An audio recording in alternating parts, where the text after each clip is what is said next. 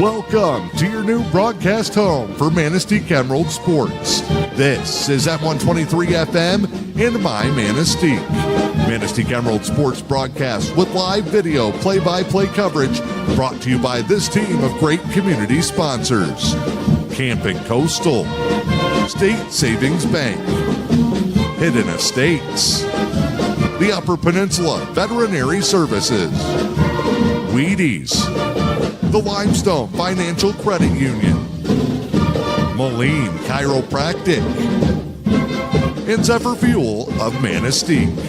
It's Manistique Emerald Sports on M123 FM in My Manistique. Now here's the legendary voice of the Emeralds, Dick Ketzik. Good evening, everyone, and welcome to AFL Stadium, home of the Manistique Emeralds. And tonight we'll be hosting East Jordan for the first game of the football season. The weather is really great, and we're looking forward to a real good game. This is Dick Ketzik, along with Dave. What's his last name? Winkle. Oh, David Winkle. All right. I wanted to wake him up. He was taking a nap. We want to welcome you to the first broadcast of the game, the live broadcast of the Manistique Emeralds. Can bring you a lot of fun with it, and the kids do all the work and we have all the fun. So having said that, let's take a little break and get this back to those announcers. Welcome to our first pregame show here at AFL Stadium, looking to teach an old dog new tricks. I've never done this type of broadcast before, and my partner and I couldn't make it here because as a teacher, we're going to be giving you all the play-by-play, and we're going to give you the pictures, and the coach is going to win the games for us. So we'll go from there. You're predicting that, huh? Well, if you're going in to win, you're not going in to lose. That's why we're here.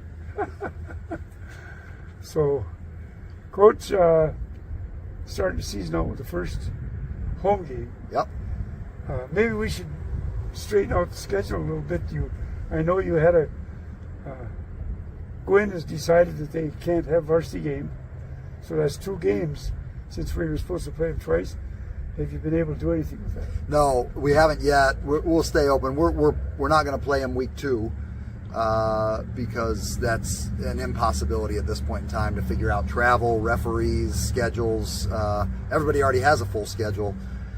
Week 7 will remain open. We'll keep we'll have some opportunities. There will be other teams in the state that either because of injuries or eligibility will fall by the wayside and maybe be willing to make a trip here. But as of now, we do not have those 2 games filled or scheduled. So there'll be wins for the Emeralds, but that's nobody comes out for football to not play football. So right. It's a little bit of a bummer for the kids, but we'll see. We'll play the hand we're dealt and go from there. Well, since we're talking about canceled games, let's talk about the JVs just a little bit. I understand Hunter Mountain, Shoreline kids. There's some talk about them going to 8-man fairly soon. It's always been talked for several years. Yeah, but they don't have a JV game. So can you make that one up, or is that one also canceled? We'll have opportunities for those as well because of the 5-quarter rule in MHSAA football now. We don't have humongous numbers. We've got enough to field 2 teams now because we're just coming out of fall camp and we're healthy. But the same issues befall every program. You get kids hurt, you get kids ineligible. Hopefully we won't have that problem. We have a good tight grip on that. But so we'll hold those open too. And if it has to be, most of our sophomores would be able to play at a varsity level against a bunch of other sophomores, which is what Iron Mountain has. They have a very small senior class, but they have healthy junior numbers and healthy sophomore numbers. And so if we're going to play juniors versus sophomores with a couple of our seniors sprinkled in there, our sophomores will be able to do that. So we might just not reschedule those games and have them play varsity football. I just wondered one other thing we could talk about. Is there a state rule referring to the age? Say seniors, can they play on the JV team? Yes. Or is that illegal? Nope. Seniors are ineligible to play sub-varsity football. So they can't play freshman, they can't play junior varsity.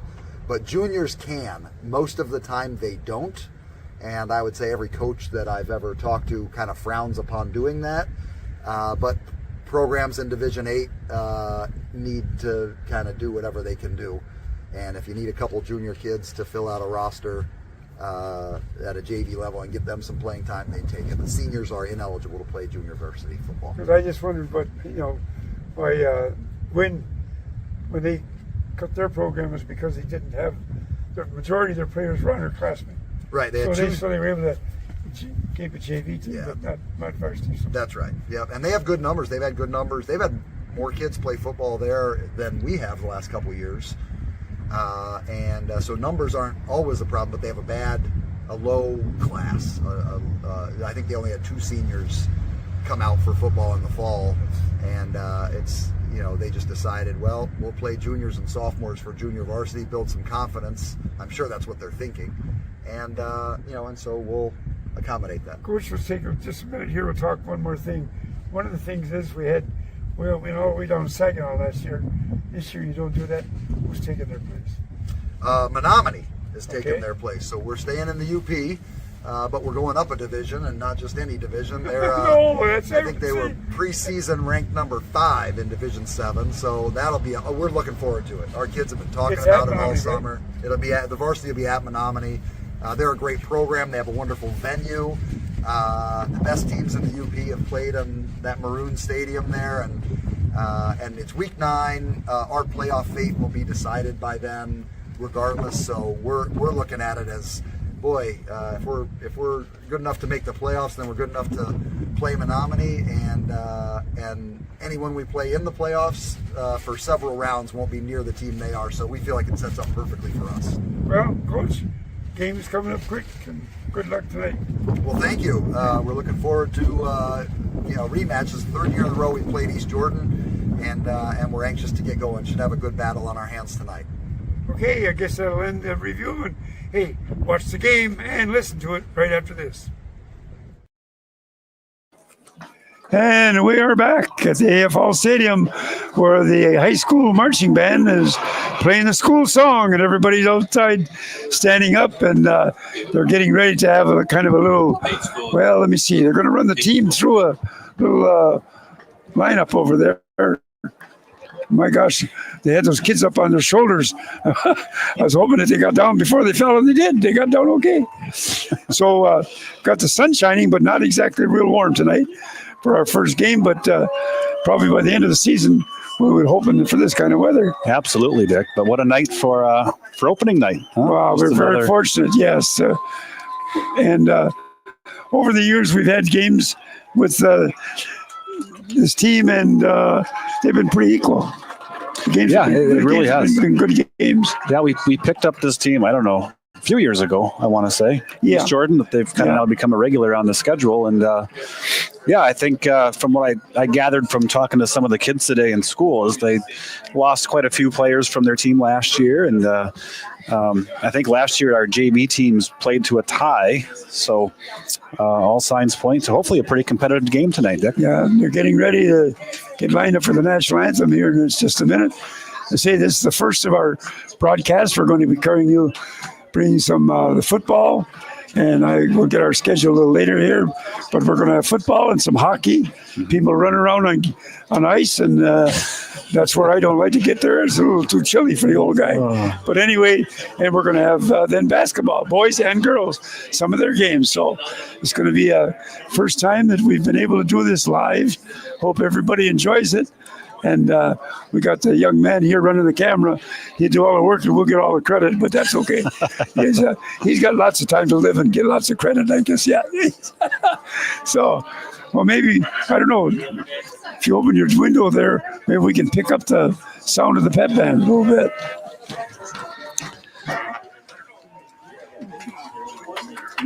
Yeah, they're getting ready for the... Sorry. We'll turn it over to the PA system. And the direction of Mr. Jeremy, please, our national anthem.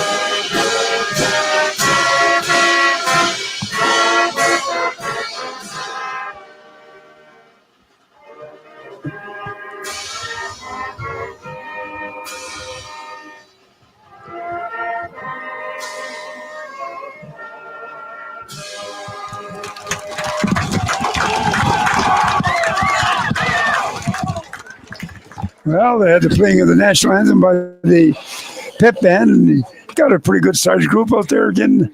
Does a real good job with the band. 100 years ago, I played the trombone in the band. Oh yeah, they had music back then. Well, it was kind of a yeah, they did. They did. Okay, But good to know. my job was to fool the band director into the fact that I was playing. And the guy next to me was doing a good job, and I was moving the horn, so it looked like I was doing a job. But we had a lot of fun with it in high school.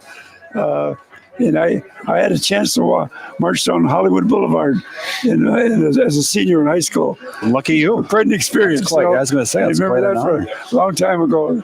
And yeah, but it's getting ready for football tonight, the start of the season. And my old partner here, Mr. Winkle, go for it. All right, Dick. Well, thank you very much. And we are getting set here. Both teams are on the field. So we'll start tonight with Manistique in their home uniforms. They got the green tops with the white trim, with the white pants, green helmets. They're going to be kicking off tonight from right to left. And East Jordan Red Devils. Their red pants, white jerseys, red helmets, and we are almost set to go. One of our exchange students, Dick, is going to kick this one away. Well, that's interesting. We got a few of them. What's his name? Well, take your pick.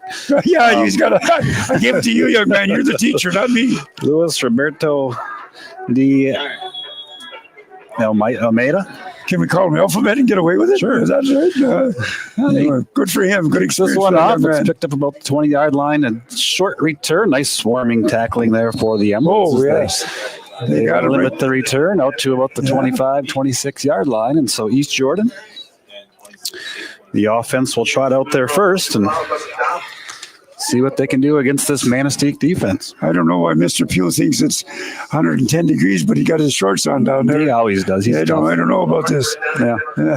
He's a lot tougher than you and I. Oh, he's a coach. That's so you got to put that, set the example, huh? So East Jordan starts here first and 10 out of the shotgun. They're going to hand this one off left side. Breaking through the line for a pickup of a few there on first and 10. Carry there that was from Webb, and Mac Pugh makes the stop for the Emeralds. Pick up a 3, so we'll call it 2nd and 7 as the Red Devils are out to the 30-yard line.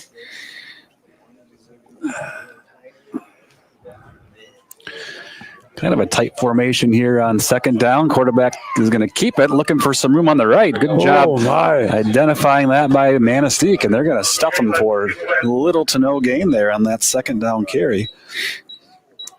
I believe that was Webb again on the stop. Picked up maybe a yard, so 3rd and 6 upcoming here for East Jordan. They're going to send 2 receivers out there. 3 trips left, lone receiver to the right. Shotgun formation. Webb bobbles it, but he hangs on. He's going to scramble left, looking for a little bit of room. He's got some room, and he's really close to the sticks. It's going to depend on the spot here, Dick, I think. He's going to be a couple 3 yards short. Looks like that's not 3 yards, but I do believe he's going to be short. Well, all right. He got farther than I. Oh, he made it. Oh, I was looking at the wrong marker. Oh, they did give it. Boy, I thought that was a little bit closer than what I they did were too. out there. But I was looking at the wrong thing, I guess. Just enough for a Red Devil first down. So fresh set of downs for East Jordan. 1st and 10. That's the first down of the season. Ball spotted at the Manistique 37. Man in motion from left to right. They're going to hand it to him. He's going to try to get outside on the left. Cut back. Not a good idea there, as there was a swarm of Emeralds to take him down. Max Beal on the carry. Stop made by a couple Emeralds. Probably a loss on the play, Dick. Lost a yard. Yeah, he did. Second down and 11. And this is the team, I don't know if you remember from years past, they don't really ever huddle. This East Yeah, that's team. right. I never understood how they did their signaling, but they all look over at the sideline, and then they look at their wrist. So they must follow out some numbers. They got play sheets there. They all got it on their wrist. They communicate that way. It's a little bit different type of offense to play against. We got two receivers left and right. Now man in motion from left across to the right. We're going to get our first pass. Nope, pressured out of the pocket, scrambling up the gut. And again, good job locating the ball and getting there quickly by Manistique, because the scramble is going to go for maybe a couple of yards. But yeah, I did. I was surprised. He got a little gain out of it. Good stop there by the Emeralds once again. So 3rd and long. Chance for the Emeralds defense here to hopefully make a stand on the East Jordan side of the field. 3rd and 9. We're just underway here. 8:40 to go, first quarter. Opening drive of the game. Did the JVs play last night? Did you hear anything? They did. Yes, they were in East Jordan last night and got the loss, I believe. Oh, okay. I didn't hear anything.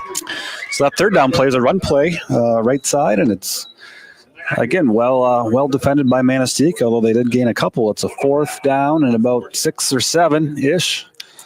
And decision time now for East Jordan. Dick, what are you going to do here? The ball's got to meet the foot, I think. Yeah, punt formation. So we got, who do we got back there? Is that Mac? I can't see the number. 3. Yeah, Mac Pugh, lone Emerald back to receive this one. Oh, we jumped. What did they get back? Or is there a flag? I don't see any flag, but we'll find out.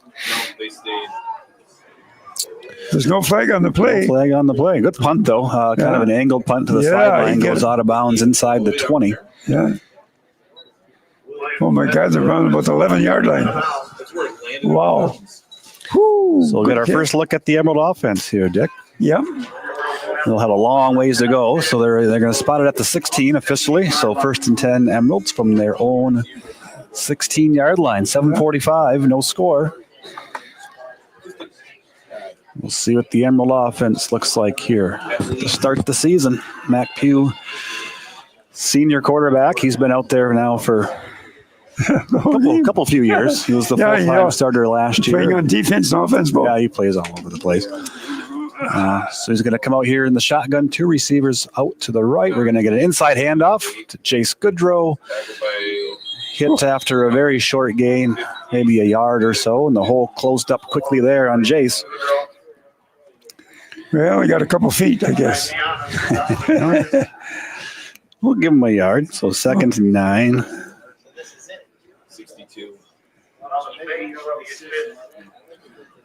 Emeralds break huddle. We're going to get Jack Goodrow, the lone receiver, out here on the left side.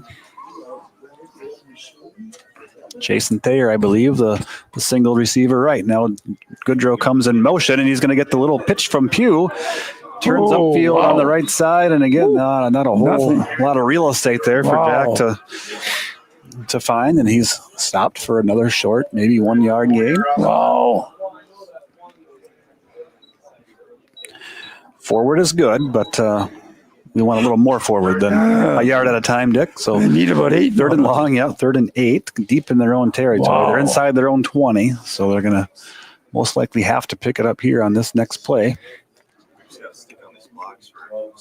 Yeah, you hate to give the ball back up on your own side of the field. Man. You got Thayer and Jackson Goodrow now paired to the left. Pugh in the gun. Man coming in motion, low snap. Mac has it, rolls left, kind of jump passes, and it's quite short. Yeah, he was under some pressure, did not have his feet set, and that pass was almost thankfully incomplete. It could have been intercepted. Yeah. We didn't really have anybody in the vicinity. Well, he's certainly, they're going to get the ball inside the 50-yard line, I'm sure. Well, we shall see. It does look like we're kicking into the wind going this direction from what I can see from the flag. But a quick 3 and out for the Emerald offense. The school must not have got the message. They're supposed to be flying a flag at half-mast. Did you know that? I did not. Yes, the federal president put it out because of the shooting in his kid's school. Oh, yes. Yeah, that was unfortunate. Yeah. We do have our first flag of the game here. It's going to go against the Emeralds. False start. Actually, might have been a good play. Normally, a penalty is not a good play, Dick, but without the penalty, the snap would have been over the punter's head, which could have been a bigger disaster. So back up Manistique 5 yards, and we'll try this whole thing over again.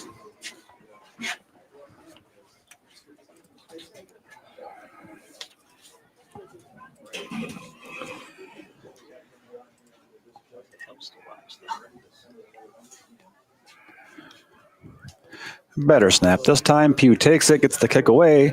End over end, lands about the 35, fielded at the 40. And nice open field tackle there by Cooper Graffis, I believe, is the one that got him. So good job there by Cooper to limit the return to only a couple yards. But you're right, Dick. East Jordan now, after the punt, has the ball first and 10 in Emerald territory. You sure do.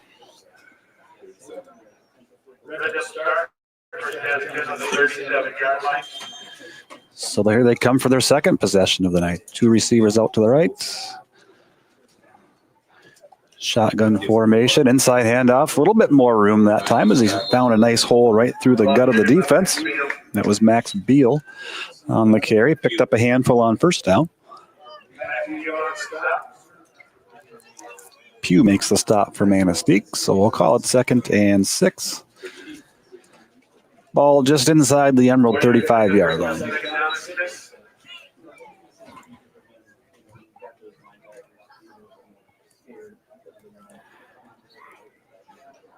Out of the gun again is East Jordan, now scrambling to the right, making one man miss, but somebody else swoops in there to make the tackle, but Webb keeps it and picks up another handful. He's inside the 30. Ball spotted right at the 32-yard line, so it's going to be 3rd down, East Jordan. And about 3 or 4 to go. They haven't moved the marker yet. The marker, why? Not really sure. There's been some confusion. We're having a timeout called. You let 12 seconds run off before you decided to do that. And it's going to be a measurement. I didn't even think it was close. The angles up here are not great. Well, so they're going to bring the chains out, I do believe, which is explains the holdup. I guess maybe the East Jordan coach was questioning. I think so. Yeah, you could tell the referee was speaking to somebody over there on the East Jordan sideline. So we'll wait and put the chain gang to work here early on. We're going to make them work because it's on the far side of the field. They got to bring it over to this side. So we got about 5 minutes to go here. First quarter, still no score. Both teams have had the ball once and haven't really been able to move it yet. Yeah, it's their first game too. All right, what do you got here, Dick? Looks like they're going to be a little short. Yep. Good half-yard short. Yep. He started off. So 3rd down it'll be. And that's a big short 3rd down. Yeah, for sure. Well, although it's 4 down tier. Yeah, you're right. I don't that's know right. what the East Jordan kicking game looks like, but I would have to guess this is they're going to get a couple cracks at it here, but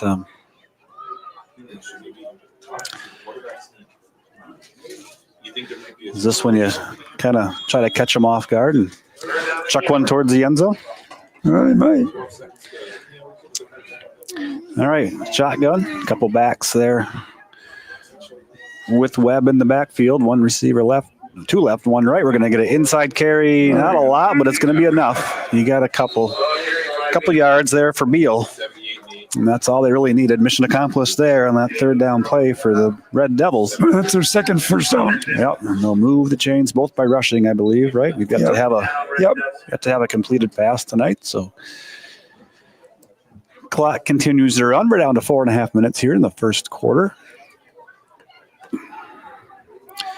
East Jordan slowly creeping here. They're down to the 25 with a fresh set of downs. So on first down, Webb again works out of the gun, fakes the handoff, keeps it himself. He's looking for something up the middle, and Connor Tennyson is there to meet him and drags him down. So nice tackle there by Connor. Good for 4. Gain of a 2, I believe, a couple yards. 2 to 3 yards, yeah. So no big plays yet, but East Jordan kind of dinking and dunking their way down the field. All their damage being done on the ground thus far.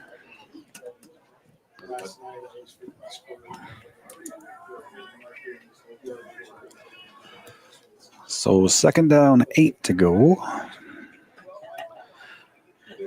Couple receivers left, one to the right. And we got a whistle, we got a flag. This might be a delay here, Dick. Yep, took a little bit too long. Delay of game. A little confusion from East Jordan leads to their first penalty of the evening. Back them up 5, and that definitely helps. So now they're behind the sticks a little bit, second and about 13. It's a 5-yard delay of game is 5 yards, eh? Correct. All right, so let's try this again. Second and 13, Webb in the gun. Now we got a man in motion and another flag. Yeah, there might be some illegal motion, I believe, on that one, Dick. So we're getting better for a different. The Red Devil offense is self-destructing as we speak. So they're going to move back 5 more. Illegal motion. And now they're really in a pickle. It's second and about 18. That's the 3rd penalty on. Yes. The 4th penalty on them. I'll get that. 3rd, I guess. So here we go. Let's try it one more time and see if we can't get a playoff here. Webb in the gun, couple receivers left and right, single back in the backfield. We're going to get a pass, drops back, passing to the right. It's high and then almost intercepted by Jackson Goodrow. Yeah. But it does fall incomplete. Went right through his hands. It did. Jack had a better shot at that one than the receiver did for sure, and it's incomplete. Third down now and a bunch. So a golden opportunity here, Mr. Ketzik, for the Manistique D to hopefully get us the ball back. Yeah, well, we got a couple downs to do it. They're still in foreground territory. Oh, yeah, I would say, yeah. Same formation, 2 receivers left and right. Webb takes the snap, drops back, looking to pass. He's got it wide open, and he hung on. Yeah, found a hole in the defense there. Just kind of up the. How many yards did he get up on the that middle-ish? And he was wide open, went down untouched, and they're inside the 10, Dick, all the way down to the 4-yard line. So there. How many yards? Pass there. Wow, I didn't. Yeah, I didn't mark that. I didn't look at where they were before that. I should have marked the yard down. I didn't. But a big play nonetheless. Sure is. Their first down. First big play of the night. And they're on the what? On the 4. So first and goal. First and goal. First and goal, East Jordan inside the Emerald 5. As they look to cap off this drive, they're going to hand it to Beal. He's stretched out to the outside, breaks the tackle. Gets towards the goal line, but he's brought down short. So we could have got him for a loss there, but he was able to shed the first tackler and eventually brought down at about the 2.5 yard line. So it's second down and goal for the Red Devils. Looking for our first score of the night. As the first quarter ticks down, we're inside 2 minutes.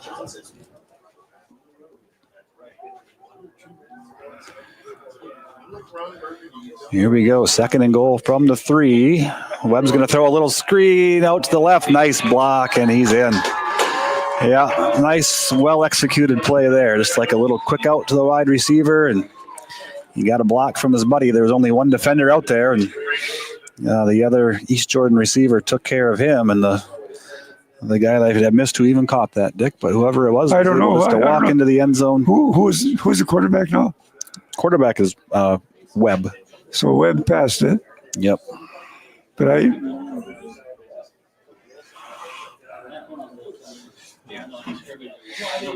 So first points of the game go to the East Jordan Red Devils. They lead 6-0 with 1:26 to go first quarter. And they're going to line up here for a 2-point conversion. Webb takes it from the gun, rolls right, looking to throw. Can't find anybody, still has it. Now finds a guy open in the back of the end zone, and he hauls it in. Took forever for that play to really develop, but finally breaking open. And you caught it? It's the first game of the year, Dick. Yeah, I know. Me too. That's why I didn't get it. We're all working out our first game blunders here, but point after is good nonetheless, and it's going to be 8-0. Red Devils with 1:26 to go here, first quarter. So really, we had a chance there. The penalties backed up. Penalties backed them up. Okay, we got a chance for in between setting up for the next play.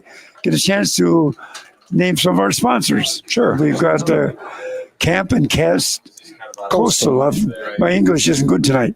Camp and Coastal, Wheaties, State Savings Bank, and Hidden Estates among the sponsors of tonight's Emerald football game.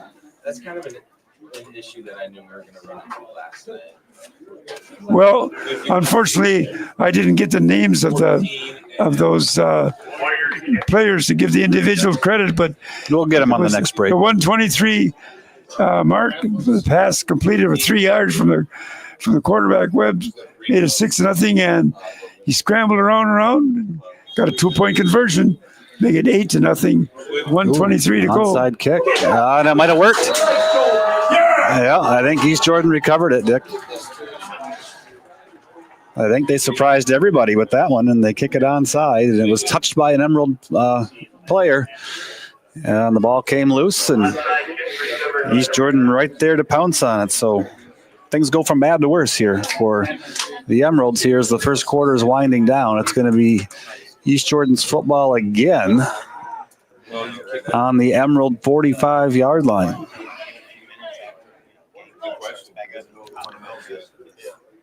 Not a bad idea early in the year. Everybody's still kind of figuring things out, and they throw the surprise, and it pays off for the Red Devils. They're on their own 45. On the Manistique 45. Oh. They got it 1st and 10. Webb has it in the shotgun. He's scrambling, juking and jiving and finding some space up the interior of the field, and he's got a good gain there on first down. 8 or so yards.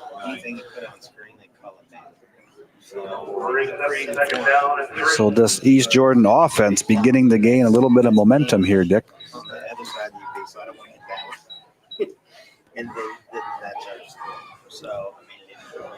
Second down 2. We got trip receivers here on the right. Another receiver lone on the left. In motion is the back, and he's going to get the swing pass. And a pretty good job. Oh, that's going to be Emerald ball. I think we stripped it. Oh, no, they're going to call him down, I believe. And Coach Pugh is irate. He was jumped. Oh, no, it did get overruled. Okay. Is it Manistique's ball? It is Manistique ball. I, again, did not get the player number, but somebody stripped it on the tackle and basically just took it away from him. It wasn't even really a loose ball. Cooper Graffis is the one that just kind of, as he was bringing him down to the ground, just stole the ball right out of his hands. And all of a sudden, just like that, Dick, it's Emerald football. First turnover I guess it's not the first turnover because we just had a turnover on the kickoff. So we traded turnovers here late in the first quarter, and with 32 seconds to go in the first quarter, the Emeralds offense is going to get their second crack at it tonight. Pugh in the gun, takes a snap, keeps it himself, finds a little bit of room off the left side. Pickup of 4 on the play. And that might be the end of the first quarter. We'll see. We're down to 15 seconds. I don't know if the Emeralds are going to want to run another play here or not. Looks like we're going to be content to let that first quarter wind out, Dick. So first quarter of the season in the books. ends with the Emeralds in an 8-0 hole as they trail East Jordan here at home. Yeah, let's take a quick break and we'll come back for some second quarter action.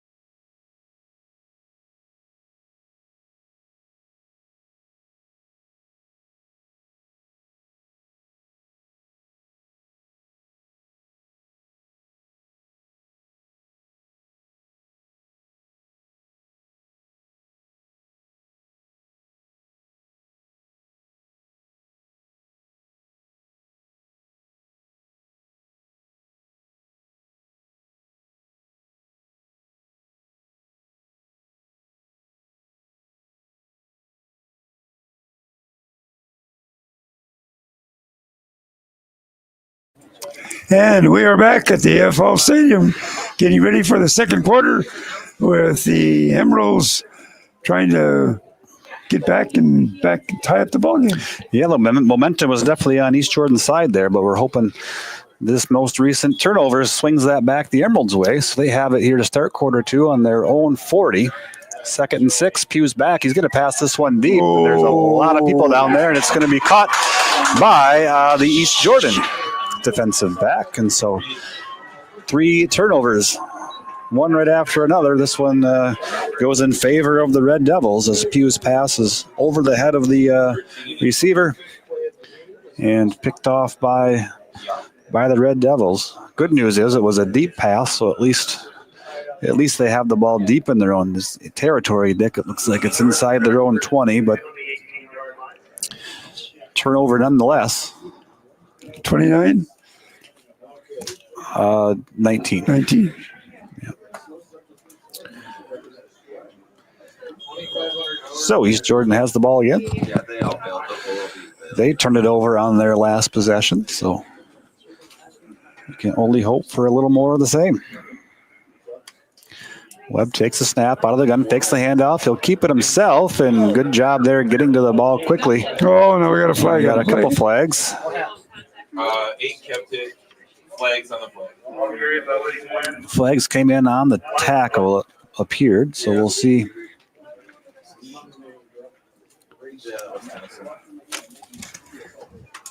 Face mask. And face mask on the Emeralds. So Yeah, was it an incidental or intentional?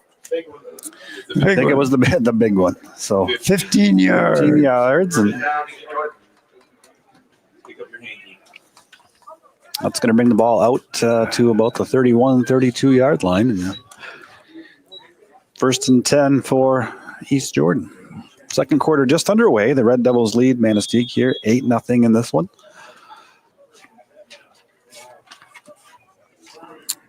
Webb's going to hand this one off inside. And breaking a little bit of a tackle, still on his feet.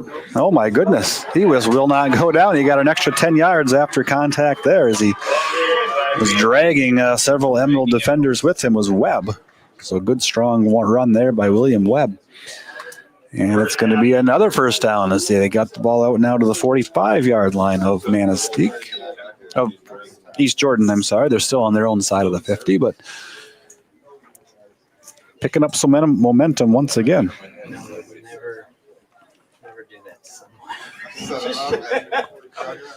Webb's going to take this one and keep it himself, looking to get up the middle. He gets a couple.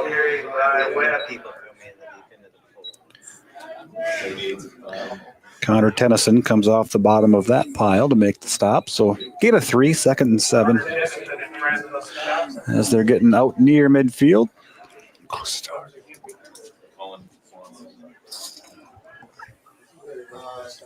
My brother played on this baseball team in New York. Couple receivers to the left, a couple more to the right as they spread the defense out. High snap. Good job. Oh, the ball does come. Whoa! It was almost fumbled twice. It was a high snap, and I think he regained control, but then the exchange with the running back was a little bit not great, and that's going to back up East Jordan. Fumble is recovered by the Red Devils, so they keep the ball, but they lose probably 8 yards on that one. Oh, at least. Maybe 9 or 10. They keep kind of sliding it back a little further and further, which is good for Manistique. About 8 yards. Yeah, that's going to be 3rd down and 17, and we're going to get a timeout for the Emeralds. Well, we got a chance to do some more sponsors. Yeah. Upper Peninsula Veterinary Service, Limestone Financial Credit Union, Malene Chiropractic. I can't. Big word for me to say. Chiropractic. That's the ones we want. You've got a bad back, go see them. And Zephyr Fuel to help sponsor tonight's game. So once again, we come into you here on opening night on M123 FM and My Manistique on Facebook. So our maiden voyage here for Emerald football. Oh, that's a fact. They're trying to teach an old man new tricks. I don't know if they're doing any good or not, but we'll give them an A for effort. Absolutely, we're happy. We're happy they were able to step in and help us out for sure. For sure. Yeah. We're happy to be able to bring you some of the sports back. So after the timeout, we got 3rd down, 17 to go here for East Jordan. So opportunity again for the Emeralds defense to hopefully make a stand. Webb takes a snap. He's going to look to pass, drops back, looking deep. He's got a man. And, yep, complete. He caught it. Yeah. A couple receivers there got behind the Emerald defense, and Webb put enough air under it. Receiver hauled it in, and another big play. Gee whiz. That's a couple pass plays. That have really burned us, Dick. That one's they sure did. A really big one. They all now deep into Emerald territory, about the 26-yard line. And they made that one look pretty easy.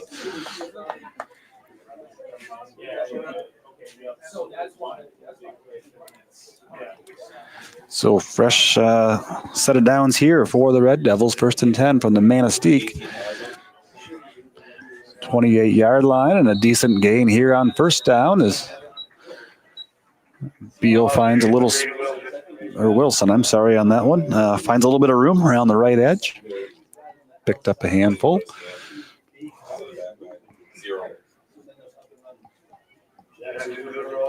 Jack Goodrow made the stop when it's 2nd and 5.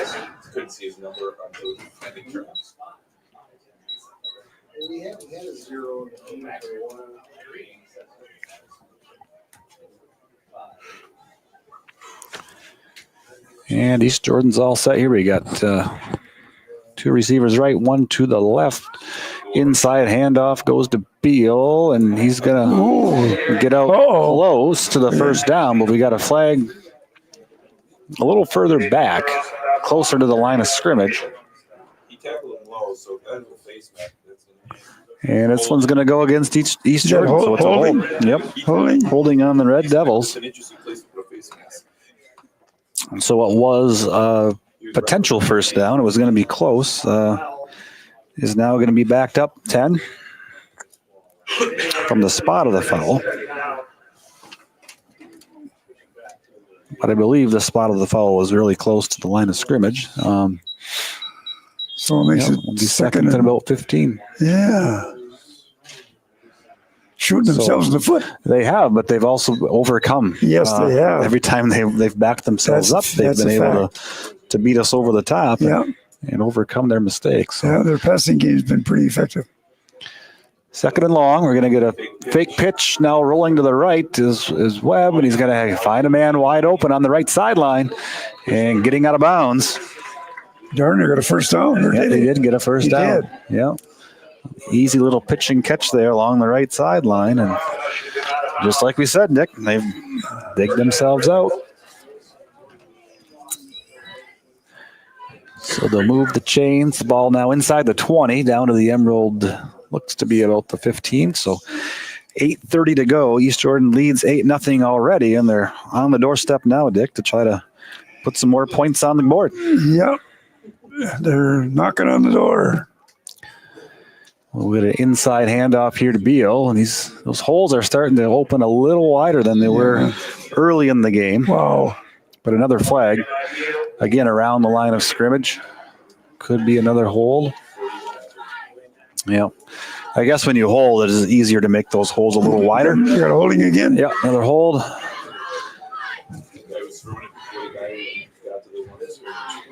So they'll pace this one off again, 10 yards from the spot of the hold. So it'll remain first down, but it's now first and about 20. At some point, our defense is going to hold their own here, Dick, and make them pay for these penalties. We haven't really made them pay for their mistakes. They've had 1, 2, 3, 4 penalties. We've had 2. Couple receivers left, one to the right.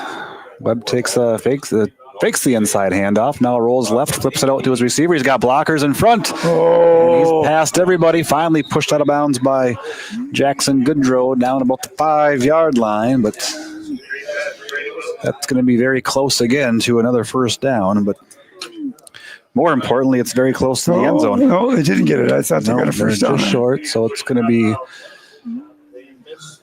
spotted at about the 6. So on the doorstep are the Red Devils. It's 2nd down and 2, so they still could get a first down without scoring. As we're inside the 8 minutes here in the first half. Inside handoff goes to Beal, and he plows over a would-be tackler, and he's across the goal line for an East Jordan touchdown. I didn't get the number that time, Dick. It was Max Beal on the carry. Senior running back. What did he go, about 8? How many yards? 6 yards. 6 yards for the score. It's now 14-0 as we await the 2-point conversion attempt.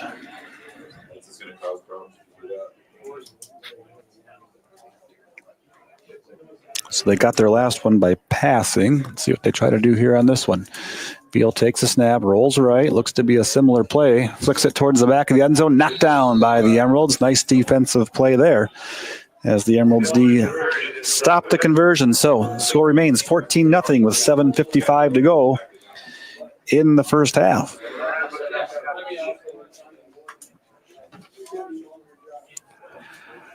So my partner is working on the numbers there from that drive, but it was a lengthy drive. Oh, I didn't mark the yard line as they started. Well, it was deep in their own territory. Remember, they had that really big pass play. Yeah, I did not. That got them across midfield. And my first game, I'm getting myself waking up here a little bit. I got some notes, but I did not write the number. You're good. Length of yards. Yeah, we'll get her. But they moved it. Even with the penalties, they were able to keep that ball moving, and they've pretty much dominated this first half. There's no question about that. Pretty well balanced through the air and on the ground. Yes, yes, they're moving, and it's kind of cloudy. But not really raining, what you call rain cloud. Maybe snow. Well, it was sunny, and the sun is finally, quote unquote, set where it's at least not on the field anymore. Maybe we get to halftime before we turn the lights on. Oh, I think so. It's early in the year. Yeah. So here we get ready for the kickoff. All right, another onside kick. Are we ready for it? Oh, boy. This is going to be Emerald football. It was close. It was a bit of an intense moment there, but the Emeralds do come up with the football this time. Hopefully they were a little more prepared and ready for that one. So when the onside kick doesn't work, Dick, I guess the good news is we get the ball in good field position. Yeah, they're pretty near center field. We get it at midfield, and if there was ever a time for the offense to catch fire, this would be it. Well, they had enough time. Oh, lots of times. We still got almost 8 minutes to go here in the first half, but we've yet, I think, to pick up a first down. Do we have any first downs yet? We have no. Okay. Well, we don't get one here. Is on first down. We get an inside handoff, I believe, to Jace Goodrow. Nope, Mac Pugh kept it, and he gets a couple. So he just crosses midfield onto the East Jordan half, and it's going to be 2nd and 8.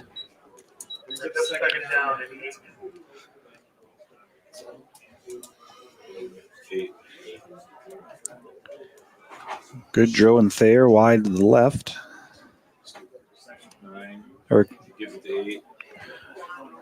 And getting some space there is Jace Goodrow. Bursting through the middle of the line, and he's got the first Emerald first down, Dick. Yeah, sure does. Nice gain there by Jace, as he was just a bullet that he shot through the line out to the East Jordan 36-yard line.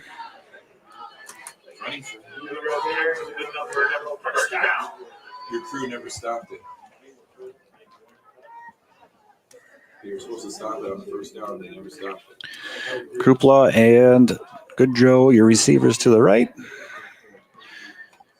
Pugh in the gun with Jace Goodrow behind him. He hands it to Jace. And there's tacklers immediately in the backfield. They shot through the line. No line play that one. They were able to dodge some blocks on that one. And by the time Jace got the handoff, he already had a guy on his ankles. So a loss there on first down.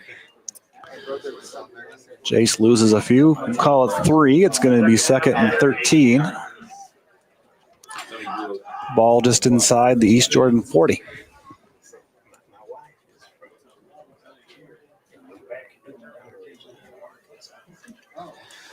So the Emeralds break huddle here. We got Krupla going out there wide to the left. Kind of a bunch formation here on the right side. And I heard a whistle.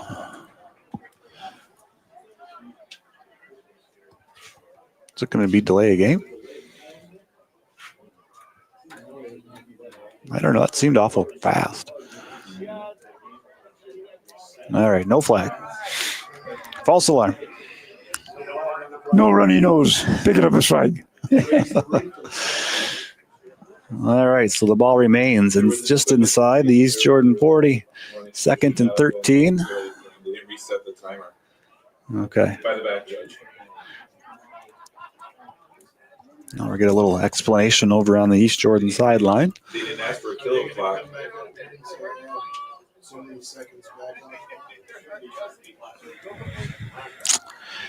And I believe we're set to go now. Yep, here we go.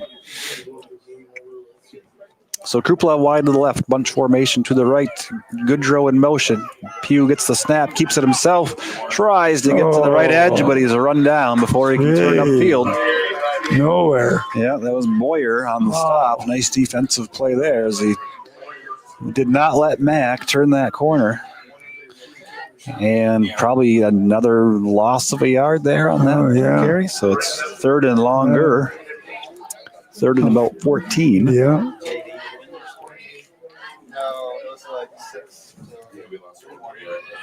As we approach the 5-minute mark here to go in the second quarter. Emerald's looking to get on the board.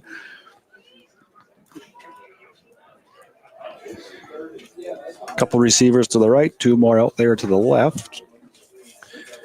Pugh takes the shotgun snap. He's going to swing one out to the left. He's got Jackson Goodrow. Makes the catch. Drags a couple defenders with him and gets a nice gain of about 10. So it's a nice, well-executed play there by the Emeralds. Yep. Pitch and catch from Pugh to Goodrow. Does go for about 10 yards, but not enough, Dick. It's 4th down, but this is, I believe, go territory here. It's 4th and about 7. Ball at the East Jordan 32, and we are, in fact, going to go. We're going to send Jack Goodrow and Mason Krupla, 3 receivers now out to the right side as they're joined by Cooper Graffis. Oh, we got some motion up front. I think the Emeralds hit him with the hard count there, Dick. Yep. So we draw them off sides. It's going to be a free 5 for the Emeralds And it's still going to be fourth, as it's not enough for the first down, but it's now 4th and short. 4th and 2 sounds a whole lot better than 4th and 7. So the playbook kind of opens up maybe a little bit more here now for Coach Pugh on 4th and 2. It's under center this time with Goodrow behind him. He's just going to keep it. The tush push. So Pugh is just bowls his way and gets pushed across the line. And that play did exactly what it needed to do, Dick. It picked up enough yardage for an Emerald first down. And the offense now in business, 1st and 10, as we get closer to the red zone, just outside the East Jordan 20. So we hit the 4-minute mark to go here in the second quarter. How good would a score be here before halftime? Yeah, Dick? that's what you need. Absolutely. Get back in the ballgame. So on first down, Pugh takes the snap, fakes the handoff, keeps it, looks to throw to the right, and nice adjustment made there by Jackson Goodrow. He came back to the ball. You got a first down, They got a first down, yes, down to the 10-yard line. So the Emerald offense now is picking up some momentum. By passing, that's pretty good first down for him. Sprinkle in a couple runs here and there and keep the defense a little more off balance. And I think it's going to be 1st and goal here for the Emeralds. So they spot this one just inside the 10-yard line. So Emeralds on the doorstep. Goodrow and Krupla. Your receivers to the left. Pugh in the gun. Jace Goodrow to his left. Jace has it. He's running for his life, and he's just got nowhere to go. Wow. He tried to go a couple different ways, and all he could see is red and white coming at him from every angle, and he's swarmed down for a loss of 5 on that first down carry.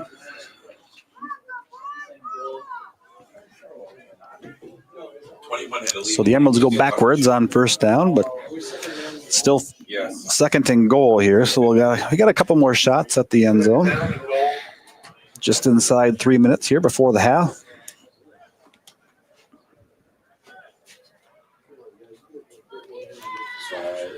Let's see what we can do here. 2nd and goal from the 15. Mason Krupla, the lone receiver, right? I believe we're going to get a timeout. Yeah, we're getting a timeout. Just in time, too, because they had thrown the flag as the play clock was ticking down. So well, we'll get a chance here to thank our sponsors a little bit again. Camp and Coastal, Wheaties, State Savings Bank, and Hidden Estates are good sponsors for Emerald football. And speaking of sponsors, Dick, again this season, if you look across the field from where we sit, yes, up on the fencing there are all of the athletic sponsors for Manistique High School and Manistique Sports. Sure, there's a bunch in there. There's a lot. It's good to see. Yeah. It's good to see the community step up for the school, and the school's always had a really good relationship and connection with the community. So. Well, here we go. We're going to see if we can overcome some of these problems we've had. Well, Coach Kutzik, what are you dialing up here? Draw us up a play. Pass in the end zone. Okay, there you go. Just that easy, huh? Just throw it in the end zone. Touchdown. We'll see if Coach Pugh agrees. We're going to get a 2nd down play now and goal from the 15. Pugh under center. He's going to pitch to Jace Goodrow. He cuts it back, dodging some defenders, but he can't dodge them all. And he's tackled for no gain, maybe a loss of 1. I thought for a sack after he made the first one miss, he might find some room, but good job flowing to the football there from the Red Devil defense. That defense is just too much for him. They get to the ball quick. Yeah, for sure. Yep, any gaps, they close them up pretty quick. And now maybe you got to be a little more aggressive with your play calls as they're now 3rd and goal from the 16. Clock now inside 2 minutes here before the half. Ball on the left hash. We got a couple of receivers out to the left now. Jack Goodrow comes in motion, and that play again was doomed. Was the ball fumbled? Yeah, I think there was a fumble on the snap. The Emeralds did hang on, but backs them up a little more. 13 recovered. Grappus, I believe, was the one that Recovered recovered it for the Emeralds, so that's the good news. The good news is it keeps the clock running. Bad news is it's 4th and goal from about the 18-yard line. What are they? And I think they're going to burn another timeout here. Yeah, there's going to clock go down as far as they can, and then. Okay. Well, if that happens, we'll get a chance to thank some sponsors too. Upper Peninsula Veterinary Service, Limestone Financial Credit Union, Marlene Chiropractic. Oh, why can't I? I'm going to have to go in there and apologize to those people. He's sitting right down here, a couple seats from you. Well, you can tell him to come over here and I'll kiss his ring or something because I'm sure I'm goofing him up. Marlene Chiropractic. You got a bad back, go see the man. He'll take care of you. Zephyr Fuel. That's white. Got a mental block here or what? Oh, you're good. Oh, hey, it's game one. What can you do? You got to knock the rust off. Is that what you call it? Accent on the wrong syllable. That's what the whole problem is. Oh, boy. Yeah, we just thank these people for helping bring athletics. And this time, a little different. Putting you on the here we went from me way back when you had on the phone, party phones and landlines and stuff. Well, and pay phones and all that kind of stuff. Mm-hmm. Now you sit in your bed and talking to the world. I don't know. Well, that's what you're talking to right now, Dick. You're talking to the world here. Just seems to me a little confusing to them, to the people born in the wrong century. Oh, century, I mean, yes. There was like $1.298 instead of $2 or something. It's a cut rate, There we go. Here we go. 4th down, goal to go from the 18. Pugh's pass to the end zone is no good. And I don't think we're going to get any help from a flag either, as the pass is broken up right about the goal line. So they took a shot like they had to. It was close. It was close, just not able to connect. I think Jace Goodrow was the intended target there, and it's incomplete. So it's what you call a TO.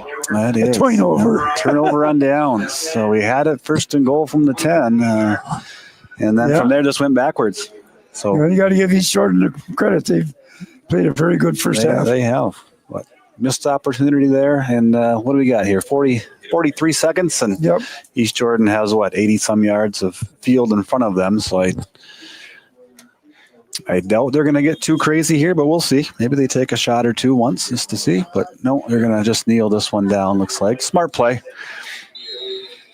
So they take a knee on 1st down. They'll have to do it one more time to get this one all the way to the half.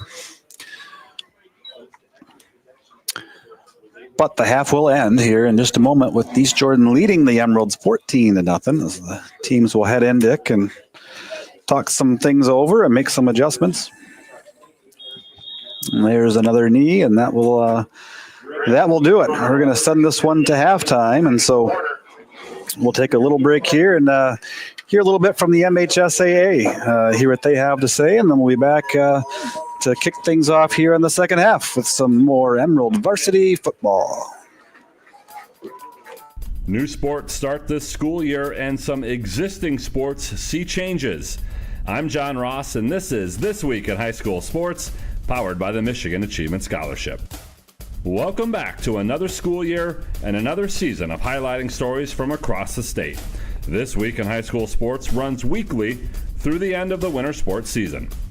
Let's start the new school year with the MHSAA's newest sport, girls field hockey. 36 varsity teams will compete for an MHSAA championship this year. On the very first day of play last Tuesday, Ann Arbor Father Gabriel Richard, Farmington Hills Mercy, Ann Arbor Green Hills, and Grosse Pointe South were all victorious. The regional round for field hockey will start October 8th, and the championship game will be played on October 25th. Boys volleyball is the other new sport getting started this year, and that will begin in the spring. One sport seeing a change is tennis. Both the Lower Peninsula boys in the fall and girls in the spring will have all 4 of their division championships at the Midland Tennis Center. Each division will play over a 2-day period, and all 4 divisions each season will compete over a 2-week period. In the LP for the boys this fall, that means Division 4 plays October 15th and 16th, followed by Division 1 on October 17th and 18th. The following week, Division 2 plays October 22nd and 23rd, with Division 3 wrapping things up on October 24th and 25th. For more on the field hockey and tennis seasons, please go to MHSAA.com. It's time for Game Balls, when we highlight a trio of standout performances from the past week. First, Gaylord senior soccer players Lucas Hella and Matthew Vanderveer, who each scored twice in a 5-4 win over Petoskey, Gaylord's first win over the Northmen since 2019. Montague senior golfer Cadence Fox, she fired a 75 to win medalist honors at the West Michigan Conference Jamboree. That score tied the program record for all-time low round. And a Grand Haven volleyball player, Mallory Vodashek, she recorded her 1,000th career kill in a match during the Lakeshore Classic. Graduating seniors could qualify for a tuition-free skills certificate or associate degree through the new Community College Guarantee, no matter their GPA or your household income. Or if your child plans to attend a 4-year university or career school, the Michigan Achievement Scholarship Program has them covered. They could get up to $27,500 toward a bachelor's degree or up to $4,000 for career training. Complete the FAFSA to get started at mi.gov/achievement.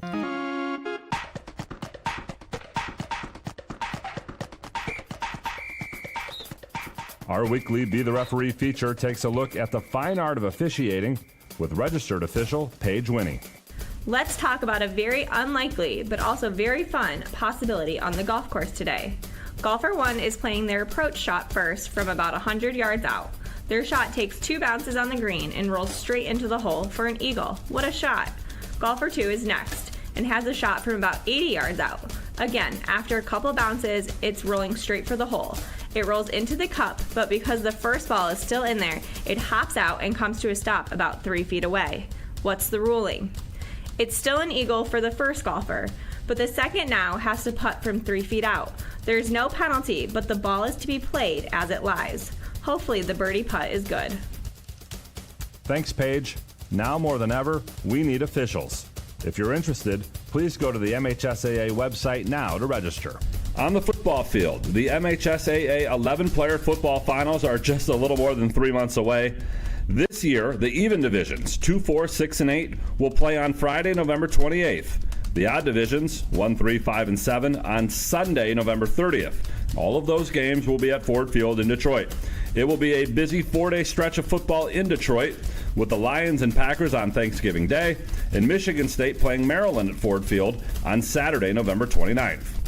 The 8-player finals will be 1 week earlier on Saturday, November 22nd at the Superior Dome in Marquette. And for the first time, the 8-player semifinals will be played at neutral sites. Previously, those games were played at the higher-seeded school.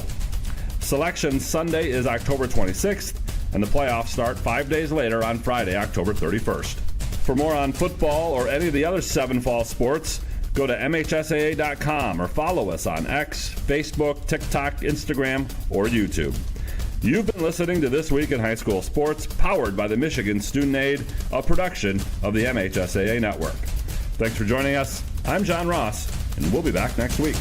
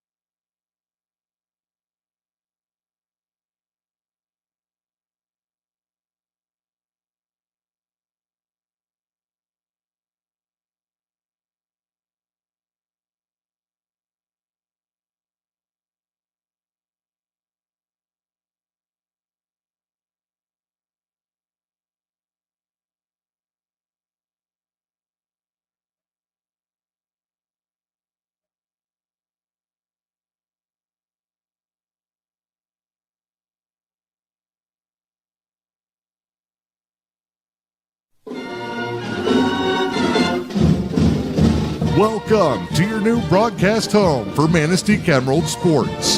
This is at 123 FM and My Manistique. Manistique Emeralds Sports broadcast with live video play-by-play coverage brought to you by this team of great community sponsors.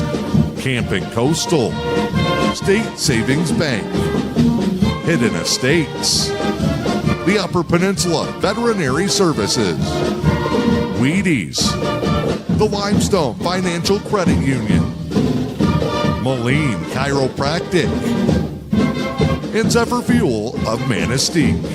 It's Manistique Emerald Sports on M123 FM in My Manistique.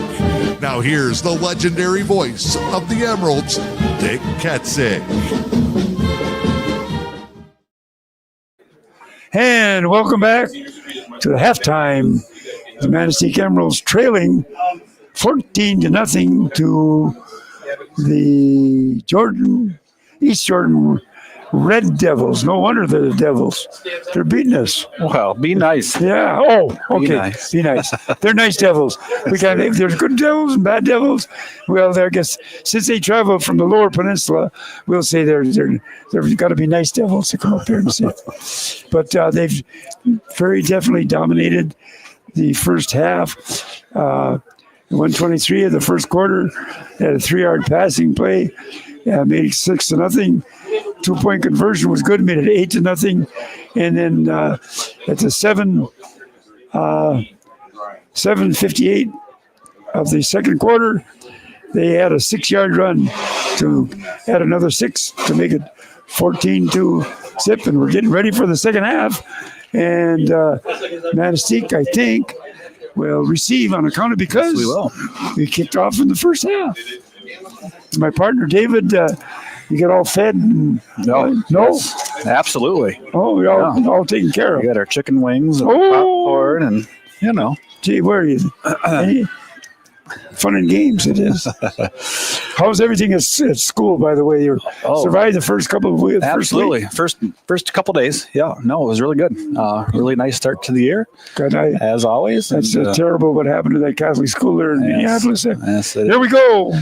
All right, East Jordan kicks this one off a little deeper. Kind of a squib kick to get things going here in half number 2, fielded by the Emeralds and returned out just across the 30-yard line, where Manistique will get things going here in quarter number 3. 1st and 10 from their own 31.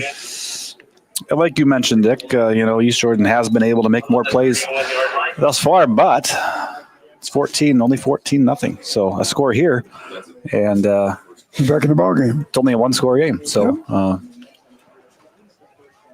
let's see if we can make that happen. Emerald's offense is going to throw 3 receivers out here wide to the left. King, Goodrow, and Kruppala, and we got some weird-looking things happening on first down already. What the heck was that? That timeout. May be an Emerald timeout before they run their first play of the half.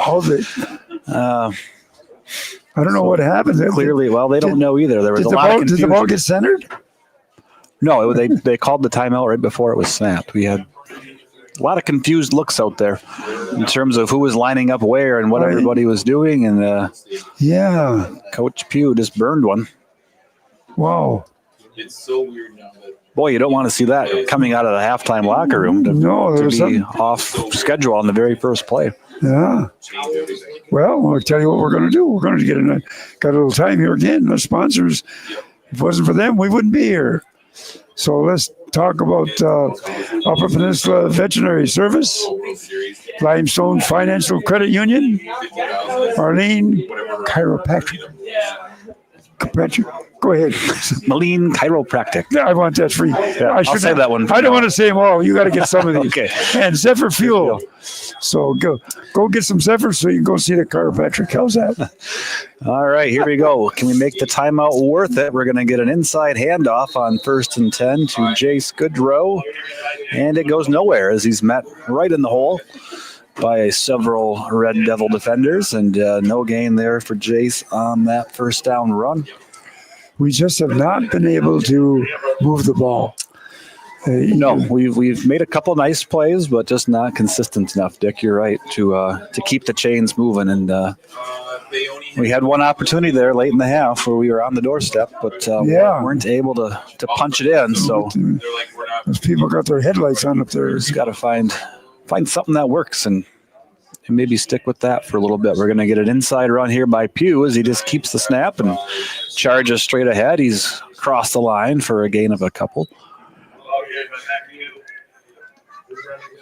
It's going to be second down, and we just haven't found something that's really worked consistently. No. Our runs to the inside, maybe go for short gains. It seems like every time we've tried to get outside of the edge, it's just not gone anywhere or gone backwards.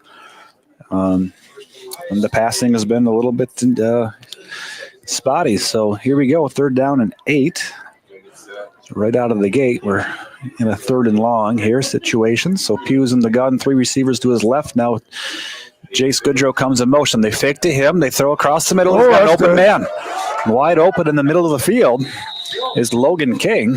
He snatches the ball and is able to turn and still gain some after the catch as he's out just short of midfield. He moves the ball well on that one. So a nicely run play there, Pugh to King. One thing about it, I don't know what the height of Pugh is, but he's fairly tall.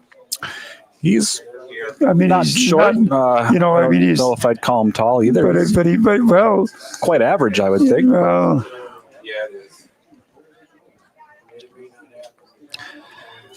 so here we go. Fresh set of downs for the Emeralds. We're going to get a Jace Goodrow run as he breaks a couple of tackles. Yeah, he sure did.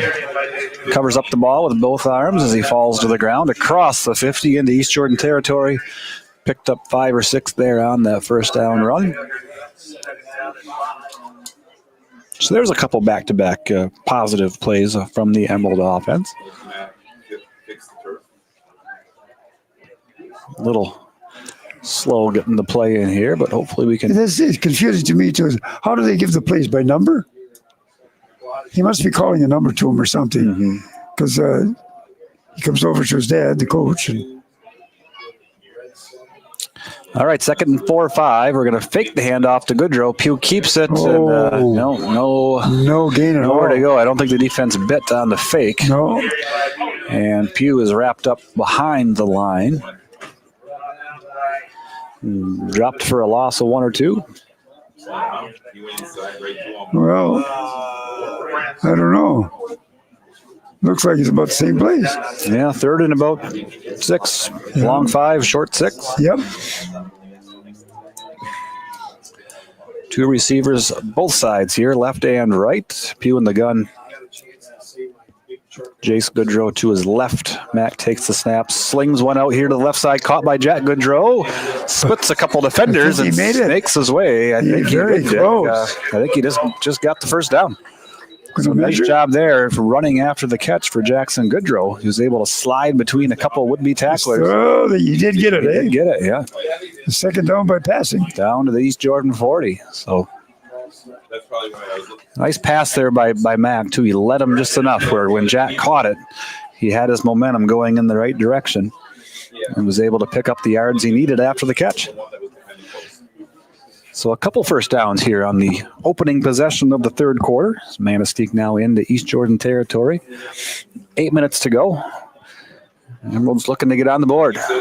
Pugh keeps it from under center. He doesn't get very much on that. No, he lunges forward, but is pushed back right away.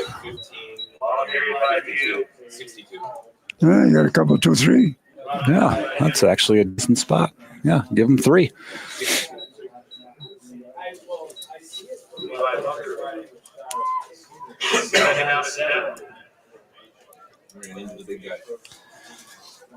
All right, 2nd down, 3 to go here. Ball on the East Jordan 37-yard line, left hash. Krupla and Goodrow, your receivers to the left, no receivers to the right.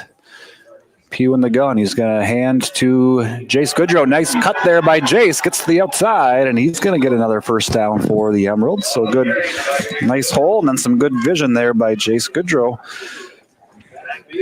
Finds some room on the left, and here we go, Dick. This is a good-looking drive. They got 3 quarters here, and that's why 3 first downs on this quarter, and we only had 2 first downs in the first half. Yeah, by far the best the offense has looked as they've now got a little rhythm. He must have given it emotionally or rip-roaring speech. So 1st and 10, ball inside the East Jordan 30. Left hash. Krupla, Jackson, Goodrow, receivers to the left. Jack now comes in motion. They're going to fake it to him. Mac's going to keep it. Ooh. Runs into wow. Nice tackle there by Henry after a short gain.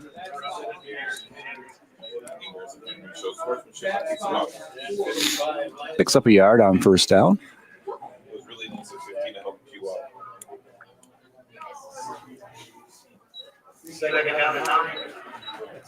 This drive chewing up some clock too, Dick, because we're approaching 6 minutes to go here in the 3rd quarter already. That clock just keeps ticking down. Well, there's a lot of running plays.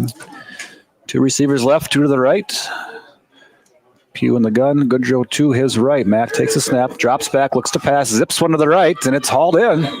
Nice catch going to the ground. Did he get the down out of it? Nope. Not a first down, but a decent gain. Jack Goodrow there on the reception on that one. Boy, he's close to it. He's a couple of yards short. Yeah, third and the long 2, 3-ish. Well, good job there by Jack to get his hands under that ball. It was a little bit low, but he was able to get his hands under it and keep it from hitting the ground.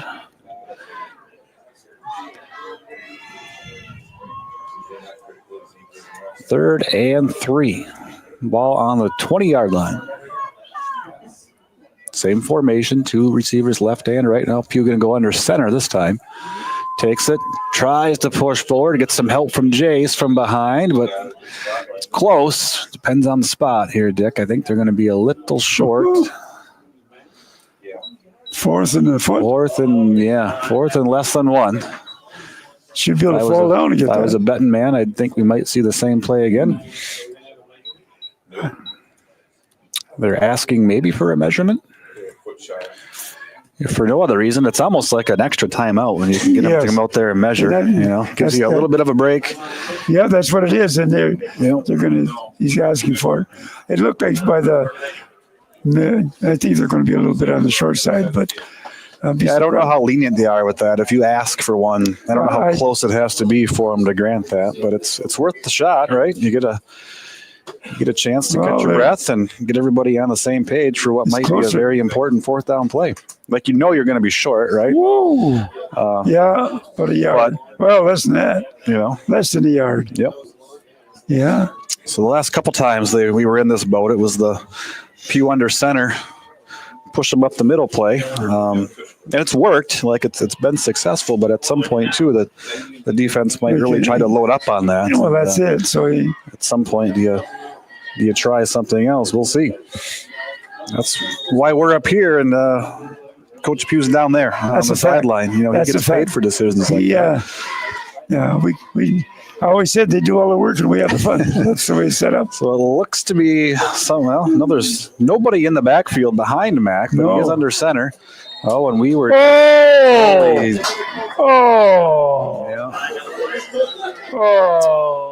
We got a head start on that play, to say the least. I don't know what you call that. Well, unfortunate is what you call that, Dick. You would call it encroachment, I would call it. Jackson Goodrow took off, and he knew it right away. He put his hands on his helmet, and he knew exactly what he did. He counted, but he was on the wrong count. So 4th and 1 is now 4th and 5.5, 6, and that now makes you call something different. You like to crawl in a hole after that. Yeah. Bunch formation to the left. Lone receiver to the right. Pugh under center. Takes the snap, drops back, looking to throw. He's going to keep it. No, he does throw it into coverage, and it's broken up, incomplete. Jackson's asking for a flag for pass interference, but he's not going to get it, and there's the end of the drive, Dick. It's a TO. Turnover on downs, and yeah, I think he did miss a receiver underneath. He went for the deeper guy who had some coverage, I think he had a guy a little bit more underneath that was more open, but either way, the penalty, I think, costly there, Dick. It sure was. It was 4th and half a yard. I liked their chances. Had a chance. Yeah. And now it's a turnover on downs and some more confusion here on the Emeralds defense as they're running out a guy. Luckily, it doesn't hurt them, but it's going to be a run here up the middle. For East Jordan, picked up 5.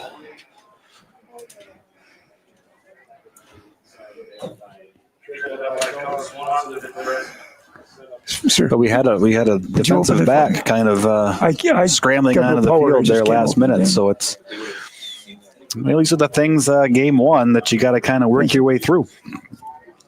You got a different mix of kids, only a couple weeks of practice, and tonight it's for real. Here on 2nd down, East Jordan's going to run the ball, and they try to get to that edge, and they almost get there to turn it upfield, but good job from the Emeralds D to keep that from happening, and they bring them down for no gain. Graffis and Goodrow there on the stop for the Emeralds, and it's a big like stop here. Yeah. It's a big stop. 3rd down here for East Jordan. Ball inside their own 30. So if they don't get this, probably likely to see a punt. I would think so.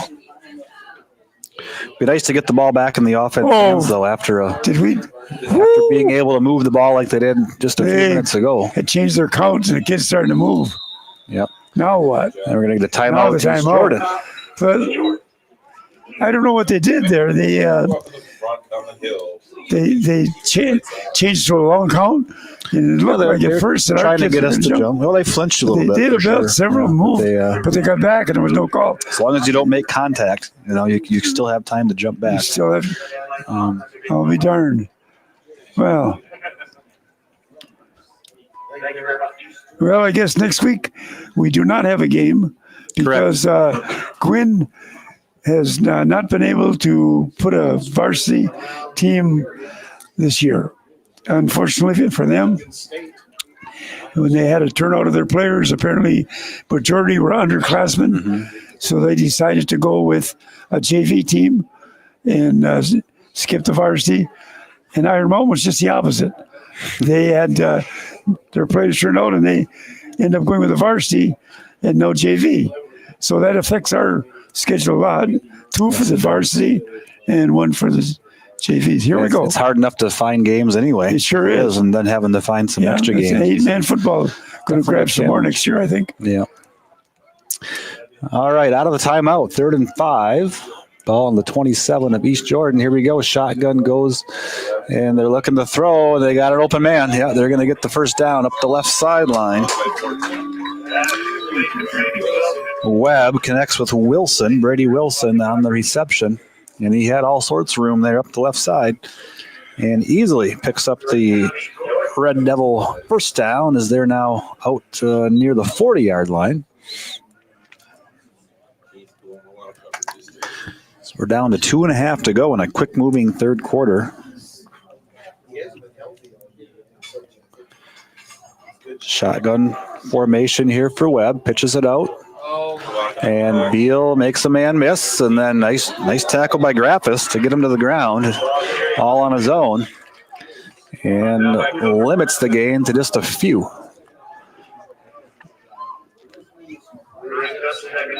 So Beal gains 3 there on that first down run. 2nd and 7. East Jordan's inching closer and closer to midfield.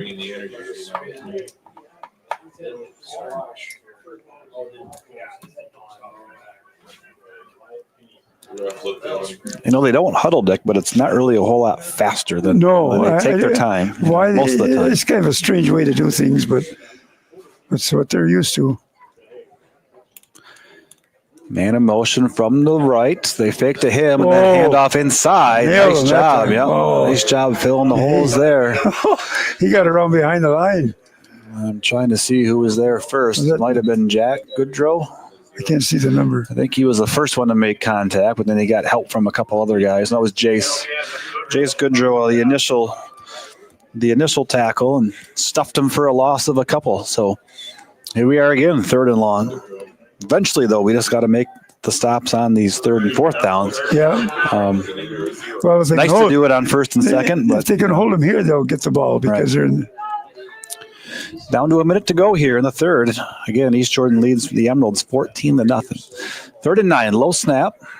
Webb picks it up, scrambles left now, looking for anybody running to his left, under pressure, chucks it up. He's got an open man, and it's broken up. Incomplete.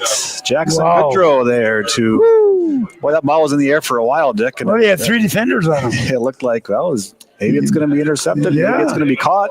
Yeah. It is tipped away by Goodrow. And incomplete. So you're right. It's going to be 4th and 9, and with the ball being on their own side of the field, I think East Jordan's probably going to punt this one away. Yeah. We got Goodrow back to receive this punt.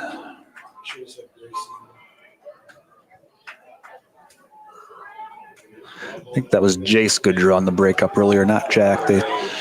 Not a far punt, but a really good bounce. You get about 15 yards on the bounce and the roll, and it's going to be blown dead right at the Emerald 25-yard line. And so with 35 seconds to go in the third quarter, Emerald offense will trot back out there. And Dick, we were able to move it last time pretty well. Yeah. Stalled out again when we had that 4th down, and penalty didn't help. And it looks like the score is going to remain the same, 14-0 at the end of the three quarters. But definitely still in it, 2-score game. Yeah, you got time, not quite a factor yet, but it will be before long. But a score here would definitely go a long way. So Emerald's offense back out there. Jackson Goodrow, your lone guy to the left. Couple over there to the right. Pugh takes the shotgun snap, fakes the handoff, slings one now over to Jackson Goodrow. Nice little move after the catch, turns to the outside. He's up the sideline over cross midfield and knocked out of bounds just on the East Jordan side of the 50. Fancy move there by Jackson. Yeah. He caught the ball and then spun the opposite way. If he would have took that one to the middle of the field, I think he would have been tackled pretty quickly. But by turning it outside, he had some extra room.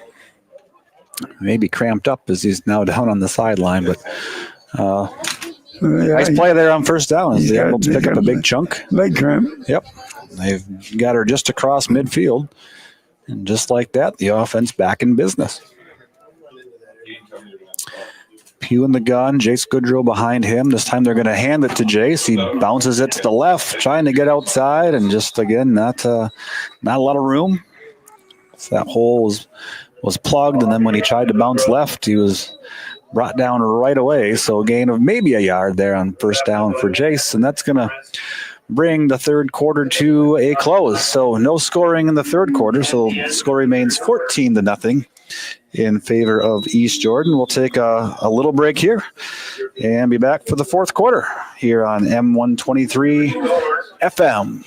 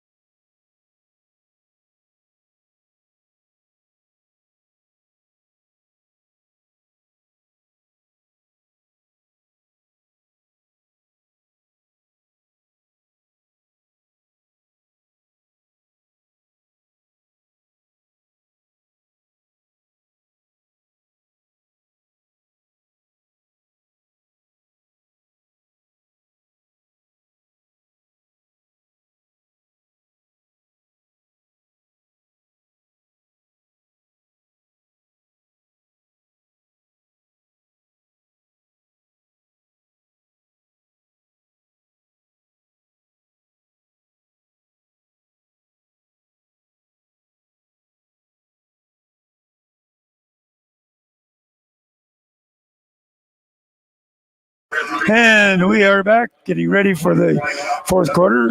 The next game that we will have will be on the 12th, and it'll be Iron Mountain here. Same time, and same station, and same field. And hopefully no snow. No snow. Yeah, Oh, well, boy. you Come know, on, Dick. and it's past July, isn't it? One never knows what's going to happen around here. Don't jinx it. Come on. Okay. All right, getting underway here in quarter number 4. Emeralds down 14-0, but they have the football.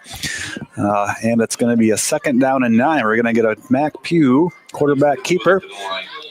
Just can't. That line is. Yeah, they're just not finding a lot of holes. No. Consistently, anyway. We've had a couple that we've been able to find some room, but also a lot of 1 and 2 yard gains. Passing game, though, picking up a little bit. Well, we had 4 first downs in that quarter. They had 1. Yeah, we definitely controlled the ball very well that quarter. Now, this play right here is going to be a big one. It's 3rd and 8-ish or 9, and it's ball out around midfield. You got a man in motion. Pugh takes a snap, rolling right, passes right, and it's just through the hands of Jackson Goodrow. Yeah, he got hit in the air, too. That looked got hit right in the midsection, right in the air, around the ribs, and Jackson some pain. Oh, he sure did. Pass was a little bit high, and it went just through the fingertips of Jackson Goodrow, but he got the worst of that as he was hit in midair. And he's up. Hit the ground. He's up, but he's feeling it. Probably had the wind knocked out of him. Yeah, could be. It was that kind of hit, but he's tough. He'll shake it off. Yeah, he's a good sized boy. Yeah. Now 4th and 8. Yeah, ball right around midfield, Dick. Put your coaching hat on. You got to punt it. You got to punt it. I think. I don't think Coach Pugh is going to agree with you. Well, Max trotting out there looking like he's going to call play. 4th quarter, maybe. Yeah, you got 13 minutes, down 2 scores. Midfield, I mean, you could flip a coin on this one. No, you're right. But we're going to go the aggressive route, and he's going to. You look for that hard count. No, we're going to get a low snap. Good job by Mac to bring it in. He's scrambling now under pressure. Throws across the middle. He's got somebody open. Yep, nice play. Got him. Nice catch there. I think that was Jace Goodrow. Made that catch in traffic, Dick. Yeah, he sure did. But good job by Mac. That was not an easy throw. I thought he was going to get caught before he ever got the ball off. He was under pressure. Kept his eyes downfield, though. Threw it on the run, and he put it right on the money. And then nice job bringing that in by Jace. As again, he was under duress as he caught that ball, too. So well done by both of those guys. First down, Manistique, as they're now down inside the East Jordan 30. Back in the gun. Takes it, hands it off. Goodrow looking to bounce this one outside. Not quite able to, but flags coming in everywhere. At least one of those, I believe, is a face mask on the defense. I don't know if there was something else in addition to that. We got 2 flags down. Hopefully they're both for the same thing, because if they are, this is going to go against East Jordan. Personal foul, face mask. Face mask? Yeah, the big one. A 15-yard face mask. That one was pretty easy to spot. It was right out in front of everybody. Whoops. I'm in the right church, wrong pew. And so just like that, 2 plays ago, it was 4th and 9 about midfield, and now all of a sudden it's 1st and 10 Emeralds on the East Jordan 12-yard line. So how quickly things can change. They got a first down by penalty. Yes, sir. Jack Goodrow, Mason Krupala, split to the right. 3 receivers over to the left as Pugh is alone in the shotgun. Jack now comes in motion. They fake to him. Mac keeps it. A little bit of room as he gets down around the 10-yard line there on that first down carry. So gain of, we'll call it 3. We'll give him 4. We'll round up. How about that? Close enough for government work, huh? Sure. Yeah. Gain of 4, 2nd and 6, ball right on the 10-yard line.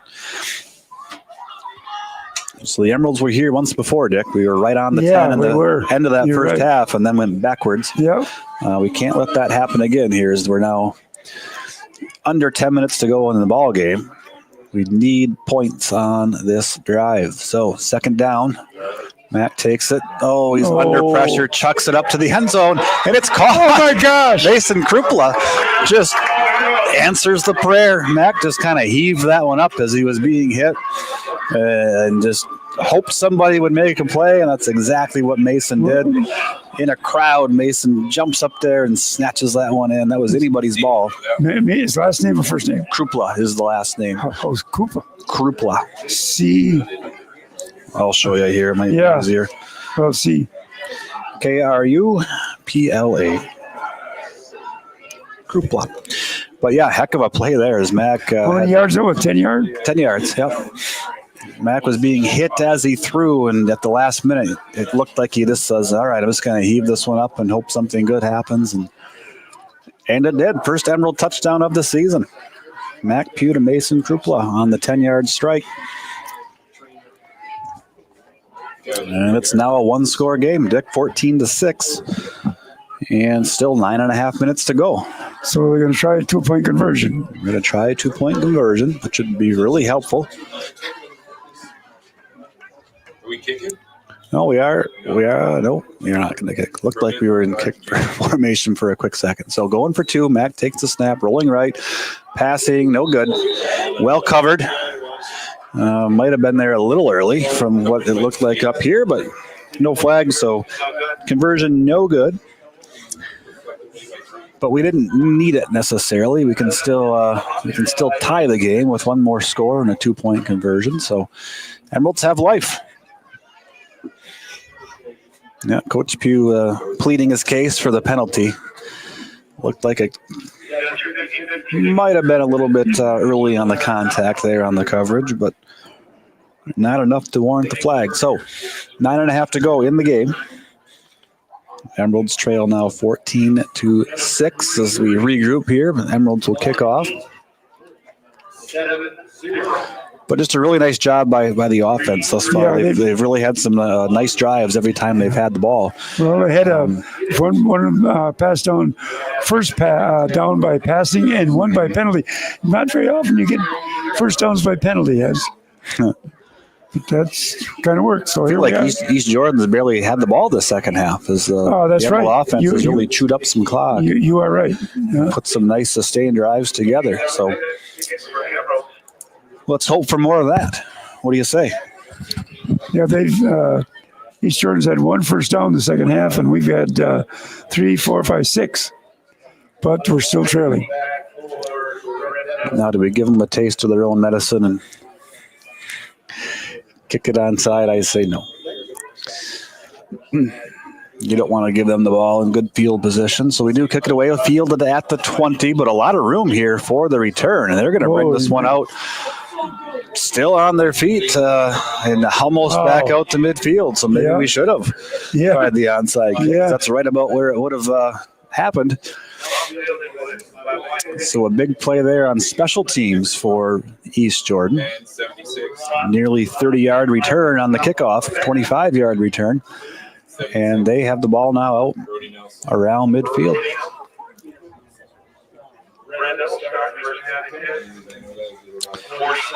So Red Devils have it here. 1st and 10 at their own 47. 9:28 to go in a one-score game. Basically, the Emeralds defense just needs to keep them from putting any more points on the board here on this drive. They take the shotgun snap, hand it off inside. It goes to Beal. He shoots out right about to midfield, maybe just across. Noble on the stop for the Emeralds, and it's going to be 2nd down and 6 as the ball's right at the midfield line.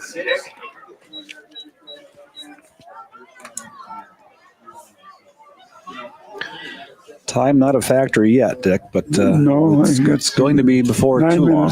9 minutes, and I'm sure the Red Devils are going to want to keep that thing ticking if they can. And there's another run up the middle. Another first down. Nice push by the line as they are really close to that first down marker. I think they got it, but they're going to measure. Yep. So they're going to bring the chains out again. Nope, they are not. They're going to just wave the chains up and give them the first down. So 2 runs, 10 yards, new set of downs, and maybe most importantly, clock continues to tick. That's right. Now down to 8.5 minutes. And again, East Jordan taking their time here, which I'm sure is intentional at this point in the game. They'll be in no hurry to run any of these plays. Another handoff up the gut. And some more room. Whoa, another first down. Some tacklers missed, and finally just kind of stood up by 3/4 of the Emeralds defense. But again, really close to another, and they do, I think, have another first down. And so this drive couldn't be going any better for East Jordan, and really no worse for the Emeralds is exactly what they don't want to have happen is just happening. The Red Devils just chewing up yards on the ground, getting first downs and keeping the clock going.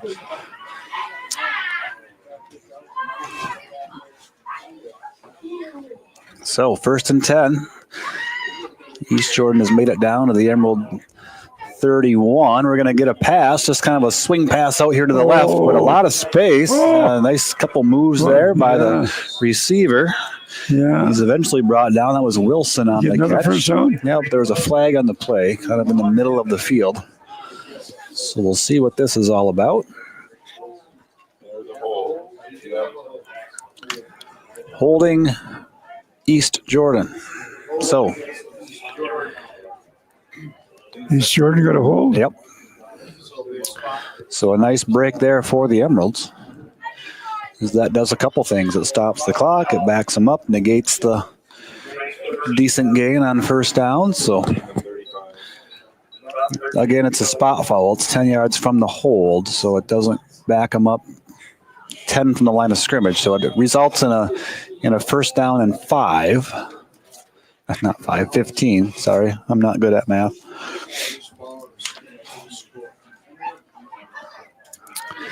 All right, 1st and 15, 7:30 to go.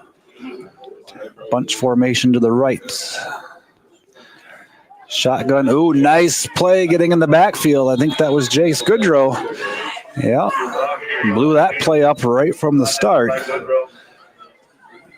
as he took away the edge, and no gain on the play, maybe even a loss of 1. So things now trending in the right direction for the Emeralds. 2nd and long. 7 minutes to go.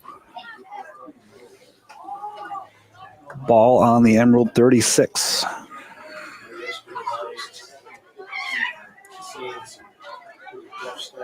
You know, to go back to that first play of the half too, Dick, when we had to burn that timeout. You remember that before we even ran a play? Yeah. You know, now in a 1-score game, it's late in the 4th. Something like that becomes more of a thing. Holy gee! Nice job again by the Emeralds D. They get to the ball quickly. A little pass out to the right flat, and we had defenders there right on the spot, and they go for a loss of a few again. So 3rd down now, and a bunch close to 20. As East Jordan's going the wrong way, they're back out to near the Emerald 40-yard line. As we'll be down to about 6 minutes before this next play is run. And here's where you just can't get beat over the top. It happened a couple times early. Let's not let it happen again. Here's the pass over the middle, and they got him. Open across the middle for a first down, Dick.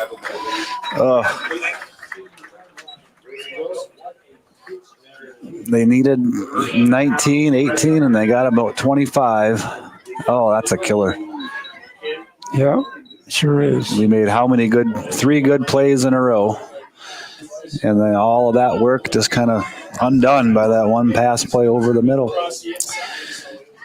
So 1st down and 10 is East Jordan now down to the 20-yard line of the Emeralds. 5.5 to go. It's now or never time for the Emerald defense here. Inside handoff goes to Beal. Dodges a couple tacklers. He's through everybody, and he's in.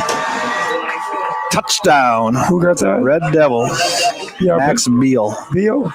Yeah, he just made a really good individual play there. How many yards? 20-yard run. Made a couple guys miss. Plowed his way across the goal line. Boy, 2 plays ago, it was 3rd and 20 at the 40. Yeah, now it's a 2-score game.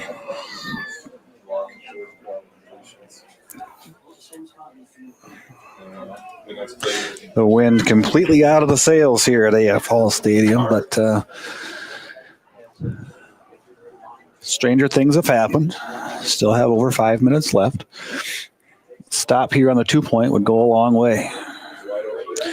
Rolling to his right, flipping it towards the end zone, and it's no good. Pass broken up, so the 2-point conversion fails. But the damage is done with the 20-yard Beal touchdown. 20-6. East Jordan leads. 5:25 to go. So from this point on, Dick, it's got to be. It's possible, but it's got to be near perfection for the Emeralds. It's tough in football. The clock really dictates the game a lot. Oh, it does. Right? It's always the clock's fault. You never really lose, but you just run out of time. You run out of time. Yeah, that play. It was until a couple of plays ago. They had them right where they wanted them. You give up one big play. That makes a big difference. But how many times has that been tonight where we haven't backed up and then they beat us on a pass play like that? So I'm sure that's something that Coach P will look at the film and maybe see what's happening on the coverage on those plays and, probably adjust that at practice this week.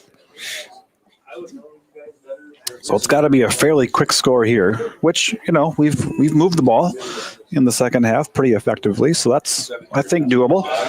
But then it's got to be most likely an onside kick, recovery, and then another score. So it's going to take a lot of things happening right for the Emeralds to pull this one out. But here we go. It's been done before. So step one,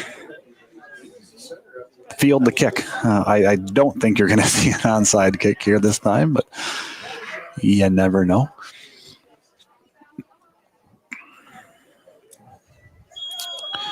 There's the whistle, and there's the kick.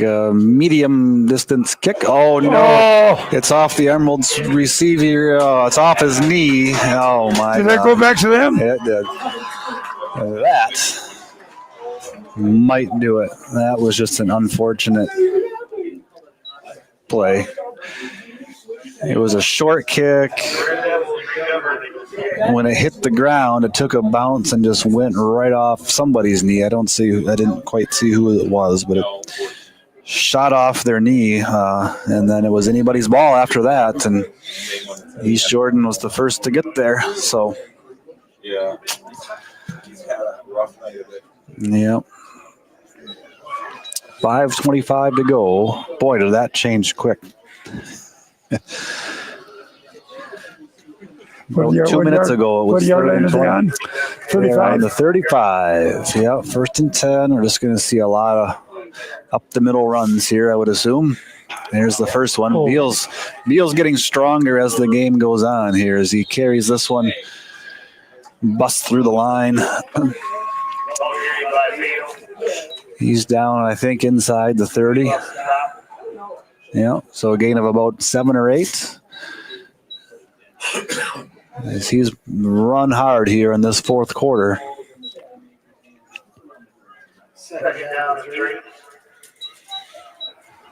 So 2nd and 3, but the real problem is the clock that just now continues to tick and tick and tick. And nope, lots of movement from both teams. I think the offense was the first to go, though. The receiver here on the near side, I think, was the first one to go, and then the Emerald defenders went next. So, yeah. So what is that, offside? Be a false start on East Jordan. So it's going to back them up 5. Also stops the clock. I'm going to reset 10 seconds out. I have the clock ready. Reset 10 seconds. Yep, we're going to get a little more time put We on haven't here. had any penalties on Manistique in the second half. No. Or did we? One. Not that I recall. Encroachment. Did we? I think we had one. I guess. No, it definitely hasn't been an issue tonight, to say the least. It's been for the Emeralds a pretty clean game, which is not always the case in the first game of the year. Right. I remember some seasons that first game, there just seems like there's every other play there's strange things happening and penalties everywhere. So 2nd down, 7. 4:41 to go. 20-6 in favor of East Jordan.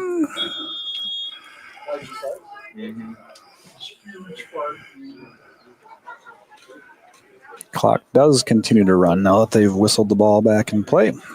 Well, they're just going to wait. Let that play clock tick down.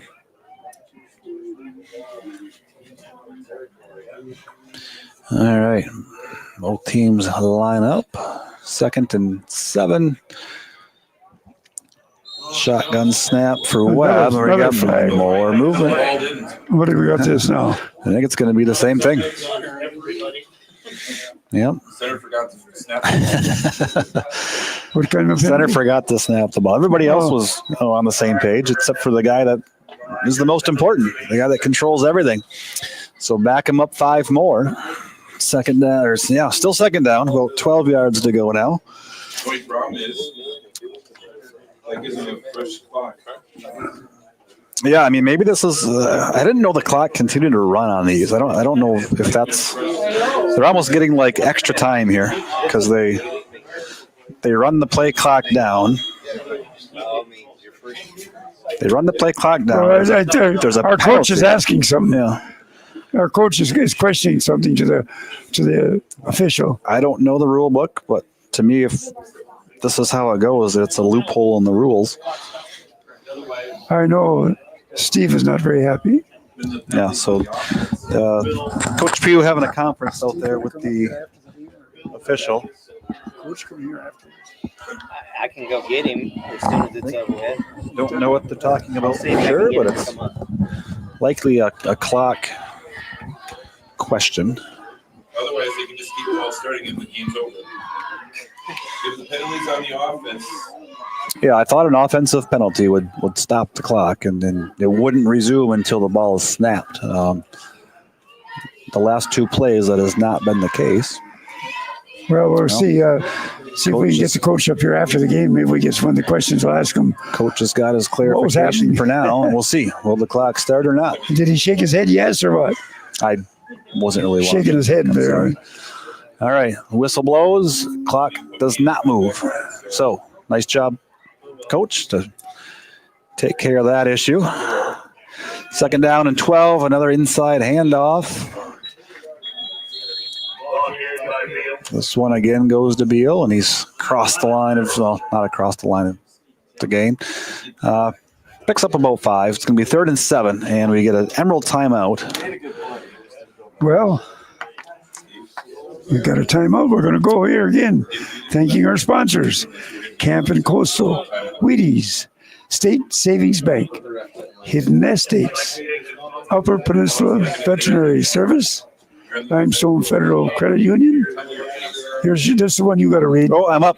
You're up. Moline Chiropractic. And it's that for fuel. I got to give my partner a chance to do a little work too. He can't have all that time off. Besides, they got a word. I got to get the dictionary out and learn how to spell, how to read. But again, much thanks to those sponsors, and also M123, my Manistique on Facebook, for bringing you this live coverage here tonight and throughout the season. Yeah, it's something different, and we're glad to be able to bring it. Like to have a score a little bit different, but then we're a little bit prejudiced for the green and white fellers. Sure. So. All right, timeout there to stop the clock. We got 1 timeout left, which if we stop them here, I'm sure they'll burn that one right away. Just under 4 minutes to go. 3rd and 7.5. I'm going to predict the future and say it's going to be Beal up the middle. And there's Beal up the middle. You're a psychic. You're one of the psychic. Everybody in the stadium knew what it was going to be. Oh, everybody knew. Yeah. You didn't ask me. I would have voted no. You know everything. I don't have I told him to run out you use more time if you run around the end. So he picks up a few again, but not enough. So it's 4th down, about 3 to go. Emeralds stop the clock with their last timeout. But again, here's where you'd love to have that extra timeout. Yeah, you had to waste early in the half. Yeah. Well, what do you think? The game is for first game. It's kind of tough. I think it's pretty much what a first game a lot of times is. It was It's true. some good things, some not good things, some mental mistakes. It's a learning process, right? Yes, it certainly is. It gives you some things to build on. Gives you some things to work on. Obviously you'd like to win every game and you'd like to play really well every game. But I think the coaching staff will come away with this one with some positives and negatives, and the players as well, right? These players will have some things to work on and whatnot. So this could be the game. East Jordan's going to go for it here on 4th and 3. If they get it, they can just about run out the clock. If they don't, it's going to be Emerald football. They're looking for an offside here, aren't They're gonna call time. See, sure, they ran that down with the idea of trying to get a jump offside. Yeah. So I understand that to use the clock either way by using it up and then with no jump, they still got it to the end, and they were able to call a timeout and still be able to control the ball. So, but good job there by the line. They were at everybody. The line for not jumping. Yeah. If you're talking about the first game, for a lot of these kids, this might be their first time playing at the varsity level, in a close game. To not jump off sides is a good sign. So, well, they did a nice job with the field again. It looks. This field always been taken care of. Well maintained. By Ryan Weber gets the credit for that, and the maintenance staff. They do a real nice job. We are lucky to have really nice facilities, really for all our sports. Yes. We got the football field and the beautiful track. The ball field's up there for baseball field, softball. All of them are out. Yeah, they got some good facilities. Here we go. Cool. All right, back at it here. 4th down and 3. Going for it here. Handoff goes to Beal, and he stopped short. Okay. Maybe I spoke too soon. It's close. No, it's not short. Sorry, I got excited. First down, East Jordan. So once the chains are set, clock is going to begin to tick. Pretty much run it out now. It's at 340, and a fresh set of downs. So even without picking up a first down anymore. Well, one thing, they're not going to pass. It's going to be So they'll run to use the clock. Yep. And use all the time they can in between plays. So you're going to see boredom. But you got to give the Red Devils credit. They got the ball back with I don't know how many minutes left, and they've done exactly what they needed to do here to pretty much close this one out. Beal gets the handoff, bounces to the left side. Brought down by Logan King, and Jaden Beltkamp picks up a couple. But the yardage at this point is kind of irrelevant because the clock now goes inside 3 minutes.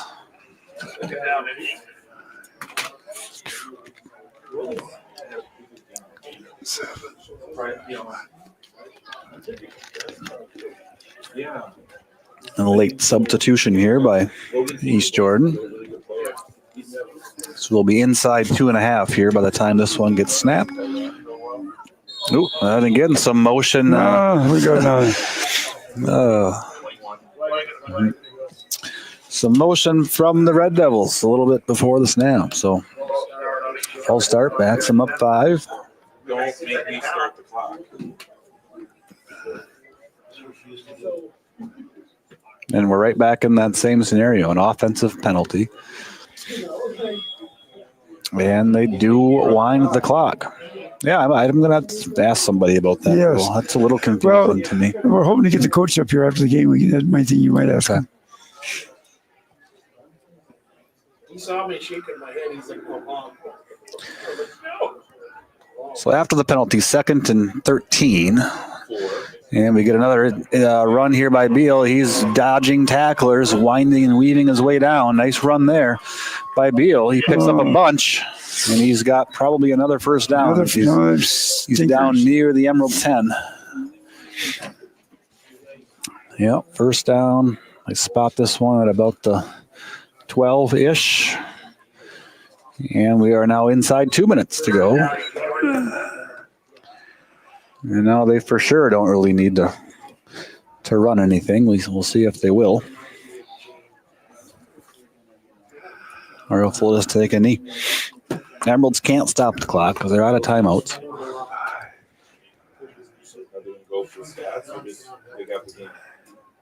Well, they are going to run something here. Webb takes the snap, hands to Beal. He's going to try that middle again and picks up a couple. Graffis in on the stop for the Emeralds. So second down, ball inside the 10 now. And the clock ticks down to about 1 minute left. So as this one winds down, Dick, I think we said we're off next week, right? That was one of our canceled games, I believe. That's with Iron Mountain. Our next game will be back on the 12th. On the 12th with Iron Mountain. Yeah, Gwen was scheduled for next week, and they're okay. Yeah, so there's a knee by East Jordan, which is the sportsman-like thing to do in a scenario like this. So they'll just be content to run the clock out and walk out of here with a 20-6 victory on opening night.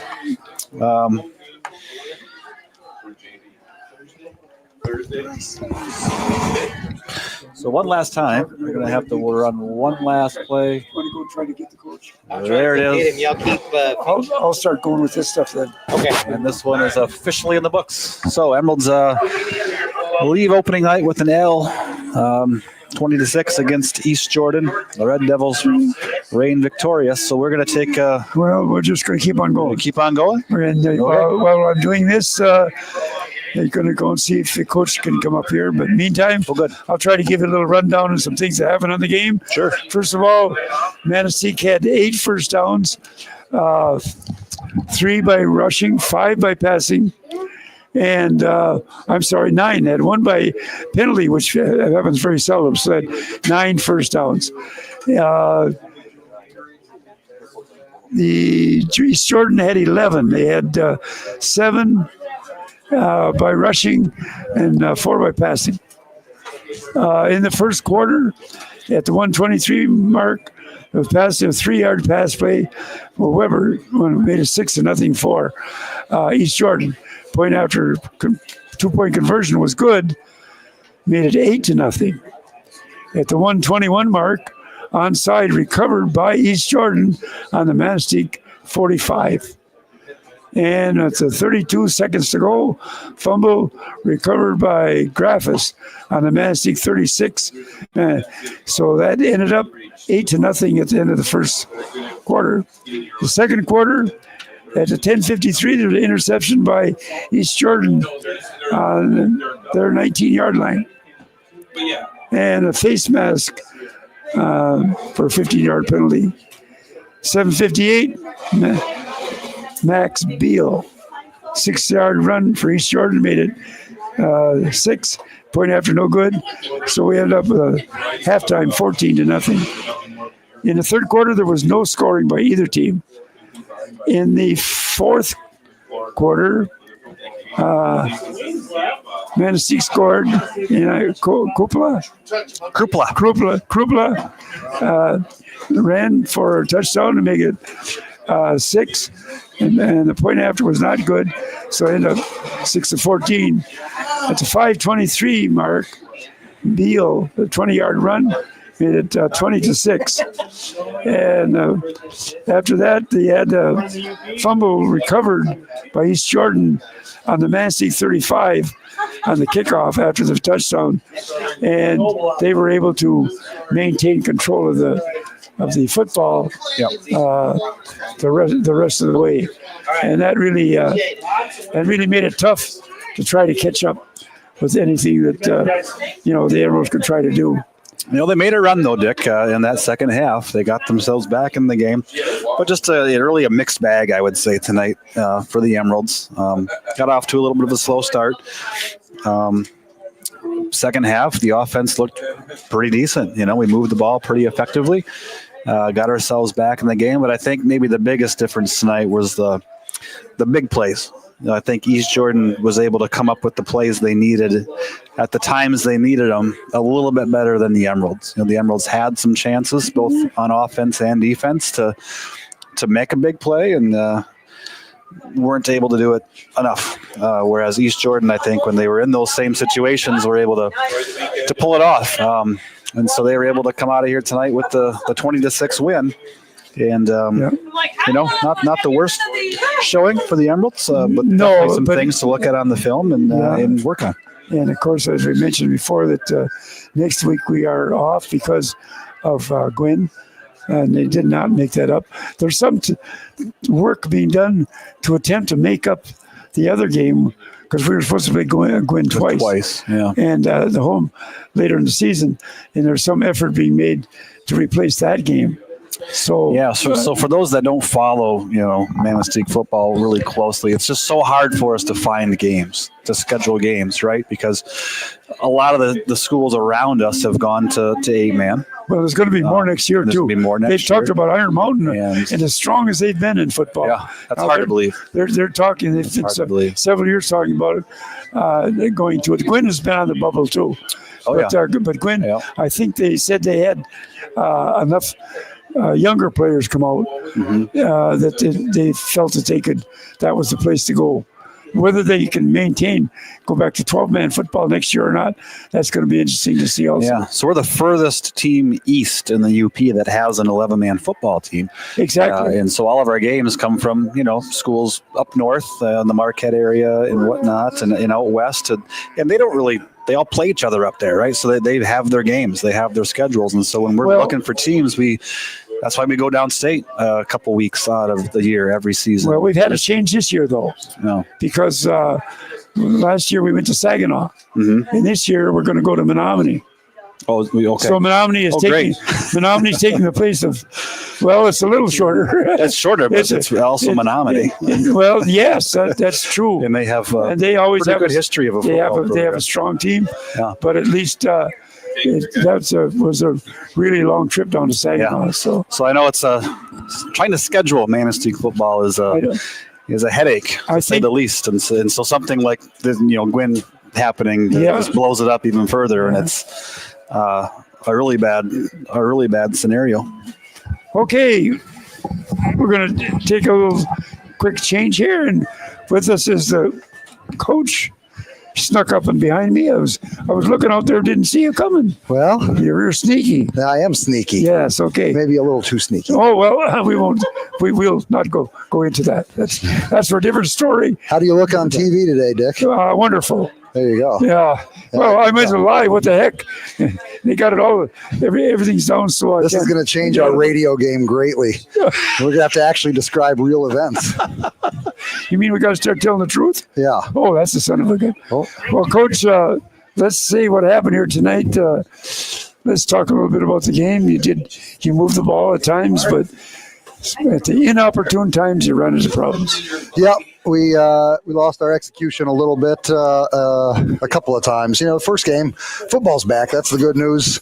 It's good to be out on the field. The kids have worked so hard, and they have a lot more work ahead of them. But East Jordan is a good football team. They were district runners-up last year, and they're probably going to be in our district again this year. So we hope we get a chance to see them again and maybe give them a little bit of a better tussle. Well, you had some chances, but at the inopportune time, the ball went the other way. Yeah, we threw an interception that wasn't that bad. That was kind of a punt, really. But and we got a fumble, but then they got a couple onside kicks on us, 2 of them tonight. That was the first one really surprised me. But then I thought, gee, the second one, maybe they're going to pull it. No, they're incredibly impressive. They have a special teams coach who he calls plays for kickoff. So he looks at our alignment, and then he says, okay, kick it this far to this person, at this time, and they pull it off. And they're great at it. They work at it. They got a bunch on us last year too. So we tried to practice it a whole bunch, but it's a whole different thing when the crowd's yelling and the lights are on, and they're kids, and sometimes it's hard to simulate every single football situation they can have. But our kids, I thought, played very hard tonight, and I was proud of them for that. Well, you do have a week off now, so it gives a chance to, if you got any bumps and grinds there, to heal up a little bit. Yeah, and, I got 3 jobs, so a week off. What's a week off? Well, we're not going to play a game next week, and that's super disappointing. Our JVs will get to play a game at home. We'll get a chance to clean some stuff up because our next game is against Iron Mountain, and if the district champs or the district runner-ups got us tonight, the district champs are coming to town to have some fun as well. So we got to get geared up for the Mountaineers. Coach, what happened last night for the JVs? It was a good game. Emerald scored first, had some good defensive stands. Emerald scored first, and then 2 minutes to go in the half, they actually got 2 scores: a big pass play, and then an interception, and then another big run play, and then it got rained out in the second. I think they got another touchdown. So I think it was 20-6, and I think it was the same score as tonight, actually. So 20-6, except they cut it at 8 minutes to go. I see. Because of thunder, and it's a JV game, and we got a 3-hour bus ride home. So I think they were somewhat gracious to us in saying, "Hey, if we shut this thing right down now, would that be the worst thing?" And it wasn't. So next week, the JVs go to. No, we're here. Oh, we're here. So, yep, Gwen, Thursday night. Thursday night here. Thursday night here. Well, hopefully people can come see that. 7 o'clock. Yeah, right? I would come see it. Oh, well, yeah, you're prejudiced. So there's no doubt about that. No doubt about that. At least I certainly hope so. Welcome back to a new medium. I'm glad that you finally got into the 20th century. Maybe the 21st will catch up with you before too long. This is difficult on an old man. I want you to know that. Now they got my face out on probably be in the post office tomorrow. I don't know, but we'll check it. It won't be the first time. That's right. Okay. Well, thanks, Coach, for coming up, and we'll look to see forward to get a game in a couple of weeks. You betcha. Go Emeralds. Go at it that way. Go Emeralds. Okay, thanks, Coach. You bet. Okay, so I guess we'll just wrap it up from there and say, come on back in 2 weeks, and we'll try it all over again to try to get it right. Thanks again. Good night, everyone.